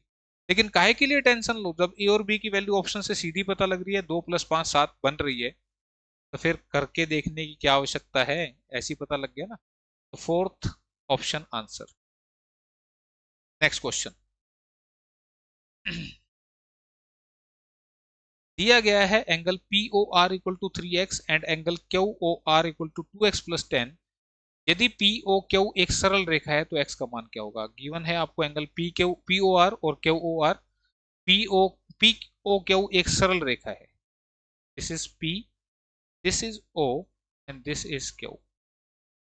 POQ, POQ एक सरल रेखा है। ठीक है, अब यहाँ पे POR, ये POR, ये पॉइंट R है, ये एंगल आपको दे दिया 3x, और एंगल QOR ये एंगल आपको दे दिया कितना? 2x प्लस में 10। x की वैल्यू पूछ बच्चा क्वेश्चन। आपको पता है एक सीधी रेखा पर बने जो कोण होते हैं उसका टोटल जो होता है वो होता है आपका 180 डिग्री। ये 10 उधर गया 170, 3 और 2 5x, x की वैल्यू के लिए 34, 5 3 15, 5 34 डिग्री, ऑप्शन नंबर 4। क्लियर है भाई? एक स्ट्रेट लाइन पर, इस पर आधा आधा चांद बना ना, तो आधा चांद 180, पूरा चांद मतलब 360। ठीक है, तो ये करना था, मुजवानी हो जाता आपका। ठीक है, अगला question next question 147 related to algebra. यहाँ पे 38 into 38 into 38 plus 34 34 34 plus 28 28 28 minus में 38 इंटू 34 इंटू 84 और अपॉन में 38 इंटू 38, इस तरह से पूरा लिखा हुआ है। कह रहे हैं यहाँ पे इसको सोल्व करना है। तो आप देखो यहाँ पे a आपका 38 है, b आपका 34 है, और c आपका 28 है। तो ऊपर में लिखा हुआ है a³ प्लस b³ प्लस में c³ माइनस में 3abc। ध्यान से देखिएगा, मैंने बोला a 38 है, यानी कि 38 38 38 3 बार मल्टीप्लाई हुआ तो ये ए क्यूब लिखा हुआ है। फिर बी 34 है तो बी बी बी 3 बार मल्टीप्लाई हुआ b cube, similarly c cube, और लास्ट में देखो माइनस में a into b into c लिखा हुआ है। यहाँ पे 84 जो लिखा हुआ है ये आपको बता दूं, ये तो ए है, ये बी है, और ये 84 जो है 28 दिए, 28 दिए, ये 3abc लिखा हुआ है ना, ये फॉर्मूला ऊपर लिखा है। नीचे में देखो 38 38 यानी कि ए स्क्र, प्लस में b into B b square, plus में सी स्क्र, माइनस में ए बी, माइनस में बी सी, माइनस में सी। ध्यान दीजिएगा यही सब चीजें लिखी हैं, ये minus A B minus B c और माइनस का सी है, यही लिखे हुए। तो ये आपको बता दूं एक फॉर्मूला होता है A cube plus B cube plus C cube minus 3abc algebra का फॉर्मूला है। This is equal to A plus B plus C into A square plus में बी स्क्र प्लस में सी square minus A B minus B C minus C. तो ये formula अगर किसी बच्चे को पता था तो क्वेश्चन मात्र कितनी सी देर का था, नीचे वाला पोर्शन एज इट इज था जो कि आपका कट जाना था, और बचना था आपका a प्लस बी प्लस सी, यानी कि इन सभी का टोटल कर दोगे वही आपका आंसर बचना था। तो 8 4 12 8 20, 3 3 6 2 8 और 2 10, तो 100 इसका आंसर बनना था, ऑप्शन नंबर 2 में लिखा। ठीक है, बात समझ में आई। तो इतना सब कुछ करने की आवश्यकता नहीं है, जस्ट इस टाइप के क्वेश्चन में फॉर्मूला पहचानना होता है कि कौन सा फॉर्मूला बन रहा है, और उस फॉर्मूले में ऊपर और नीचे में क्या कैंसिल हो रहा है, क्या बच रहा है, बस जो बच रहा है वही आंसर हो। ठीक है, इसी के बाद नेक्स्ट क्वेश्चन आपका, ये क्वेश्चन आपका रीजनिंग में भी आता है। ठीक है, तो ये मैथ में भी दे दिया, कोई ज्यादा मुश्किल नहीं है। आपका क्वेश्चन कह रहा है कि एक लड़का अपने घर से पूर्व की ओर 24 किलोमीटर की यात्रा करता है और फिर वह बाईं ओर मुड़ता है और 10 किलोमीटर की दूरी तय करता है, तो उसका कुल विस्थापन कितना होगा। A boy travels 24 kilometre towards east from his house, then he turn his left and covers another 10 kilometre, what is his total displacement. सबसे पहले तो आपको दिशा का ज्ञान होना चाहिए, नॉर्थ साउथ ईस्ट वेस्ट। ठीक है, अब दिशा का ज्ञान हो गया तो अब boy travels 24 kilometre toward east, यानी कि यहाँ पे लड़का खड़ा था और 24 किलोमीटर वो ऐसे चला, ठीक है, ईस्ट की तरफ। Then he turn his left, यानी कि ऐसे बंदा जा रहा है तो इधर लेफ्ट है उसका, इधर राइट है, तो फिर वो लेफ्ट में मुड़ गया, और लेफ्ट में मुड़ के वो 10 किलोमीटर चला। ठीक है, तो कह रहा था कि उसकी टोटल डिस्प्लेसमेंट, डिस्प्लेसमेंट होती है यहां से यहां तक वो कितनी दूर है, ये आपको फाइंड आउट करना है। 10 24 26 का ट्रिपलेट बनता है, तो आंसर 26 किलोमीटर। क्वेश्चन हो चुका है खत्म। लेकिन किसी को नहीं समझ में आया हो तो पाइथागोरस लगा लेना, जब भी छोटी साइड दे रखी है तो इनका स्क्वायर करके रूट ले देना, आपका याद है। ठीक है भाई, क्लियर है, करके देख लेना। 10 24 26 का ट्रिपलेट था, मैंने सीधा लगा दिया, कैसे आएगा ये डिटेल लिखती है। तो answer option number 4। Next question, यदि a by B plus B by A 1 है, a 0 नहीं है, b 0 नहीं है, तो a cube plus b cube की वैल्यू क्या होगी। आंसर 0 ही बनेगा। क्यों बनेगा वो देख लीजिएगा, यहां जो दिया हुआ है a by B plus B by a equals to 1, जब भी ऐसा कोई क्वेश्चन आता है तो आप ए बी की वैल्यू अपने पास से भी अज्यूम कर सकते हैं, और कैसी अज्यूम करनी, जिसको रखने से ये सेटिस्फाई हो, ऐसी वैल्यू आप अपने पास से भी अज्यूम कर सकते हैं। कोई जरूरी नहीं है कि भाई इसको सोल्व भी करें। लेकिन यहां पर ये फॉर्मूला लिखा हुआ है, बताऊंगा क्या फॉर्मूला है, पहले इसको थोड़ा सा सोल्व करें। एलसीएम आएगा ए बी, बी से बी कटा a into A square, a से ए कटा b into b square equal to 1। इसको इधर ले जाओ, ए स्क्र प्लस में बी स्क्र, ये क्रॉस में मल्टीप्लाई होके ए बी, और इसको जब मैं सोल्व करूंगा ये इधर आएगा, तो दिस इज इक्वल, यहां तक आपने ले आना है। क्यों लाया मैं, ये जो है ये एक फॉर्मूला है, क्या होता है, A cube plus B cube होता है A plus B into A square minus A B plus में बी स्क्र, ये फॉर्मूला है। ठीक है, जिसमें से इसकी वैल्यू तो जीरो है, इसकी वैल्यू जीरो है, तो zero into something is equal to zero, तो आंसर क्या बनेगा, जीरो बनेगा। आंसर ऑप्शन नंबर 4 में लिखा। क्लियर है, तो इस तरीके से आप इसको सोल्व कर लें। Next question 150th last question of this exam, और आपने देखा हो ओवरऑल एग्जाम आसान था, ज्यादा टफ नहीं था। आपने हार्ड नहीं स्मार्ट प्रैक्टिस करनी है। ठीक है, और स्मार्ट प्रैक्टिस के लिए आप क्वेश्चंस के टाइप को समझे, किस तरह के क्वेश्चन पूछे गए हैं, उसके हिसाब से ही आप चीजों को करें। कि मैथ की जो बुक है वो एग्जाम स्पेसिफिक कोई है ही नहीं, आप कोई भी बुक ले सकते हैं जनरल कंपटीशन की, पर उसमें बहुत सारी टाइप्स होती हैं। पर एग्जाम ओरिएंटेड कौन सी है वो आपके सामने इस क्वेश्चन पेपर से आपको थोड़ा एक आइडिया मिलेगा। ठीक है, यदि 2 की पावर x इक्वल टू 3 की पावर y इक्वल टू 6 की पावर माइनस जेड, तो 1/x plus 1/y plus 1/z क्या होगा। जब भी मैथमेटिक्स में ऐसी तीन चीजें बराबर दे रखी हों तो उसको एक कांस्टेंट k के बराबर हम मान लेते हैं अपनी तरफ से। इसका मतलब 2 की पावर x भी हमारा k के बराबर है, 3 की पावर y भी हमारा k के बराबर है, और 6 की पावर माइनस जेड भी हमारा k के बराबर। क्या ये बात आ रही है समझ में? तो यहां से 2 की जो वैल्यू है k की पावर 1/x, ध्यान दीजिएगा जब भी पावर इधर से उधर जाएगी तो वो 1 अपॉन हो जाएगी। किसी को ये बात ऐसे नहीं समझ में आती तो वो आप इसको ऐसे भी याद रख सकते हैं कि x को हटाना है तो इसको x से डिवाइड करेंगे, तो इधर x से डिवाइड करेंगे तो इधर भी x से डिवाइड करना पड़ेगा ताकि हिसाब किताब बराबर रहे। ठीक है, तो यहाँ पे ये 2 बन गया, इधर ये बन गया। सिमिलरली 3 की वैल्यू आएगी k की पावर 1/y, और सिमिलरली 6 की वैल्यू आएगी k की पावर माइनस 1 अपॉन में जेड। ये माइनस जेड उधर जाएगा तो माइनस को ऊपर लिख दिया, कोई फर्क नहीं पड़ेगा। अब 2 की वैल्यू है, 3 की वैल्यू है, 6 की वैल्यू है, जिसे मैं कैसे यूज कर सकता हूं। मुझे पता है 2 इंटू 3 जो होता है वो 6 होता है। ये कहीं लिखा नहीं हुआ कि ऐसा करना है, ये अपने पास से किया है हमने कि 2 या 6। ऐसा क्यों किया, क्योंकि 2 की वैल्यू जो मेरे को पता है k की पावर 1/x, 3 की वैल्यू जो है k की पावर 1/y, और 6 की वैल्यू k की पावर माइनस 1/z। ठीक है, तो मल्टीप्लाई में अगर बेस सेम हो तो पावर ऐड हो जाती है। ठीक है, बात समझ में आई। अब दोनों साइड बेस इक्वल है, इक्वल आ गया, तो हम इन पावर को आपस में इक्वेट कर सकते हैं रख के। ये इधर आ जाएगा तो 1/x plus 1/y plus 1/z this is equal to 0। Again question जो है मैंने सेम करवाया हुआ कोर्स में, ये टाइप आपकी एज इट इज आई हुई है। ठीक है, तो आंसर ऑप्शन नंबर 1 पर इधर आ गया ना, तो उधर राइट साइड में 0। क्लियर। तो ये था आपका एस्टेट टीजीटी मैथ 2024 का एग्जाम। क्वेश्चन कैसे थे, टाइप आपको पता लगी होंगी, तो इसको पहले करिए, तब जाके आप तैयारी करेंगे तो फिर एक अच्छी और सटीक तैयारी आपकी होगी। ठीक है, तो कहीं भी कोई डाउट आता है तो आप वीडियो को दोबारा देखें। ठीक है, चीजों को सुने, फिर समझें और फिर करें। ठीक है, तो आज के लिए इतना ही। Okay bye, take care.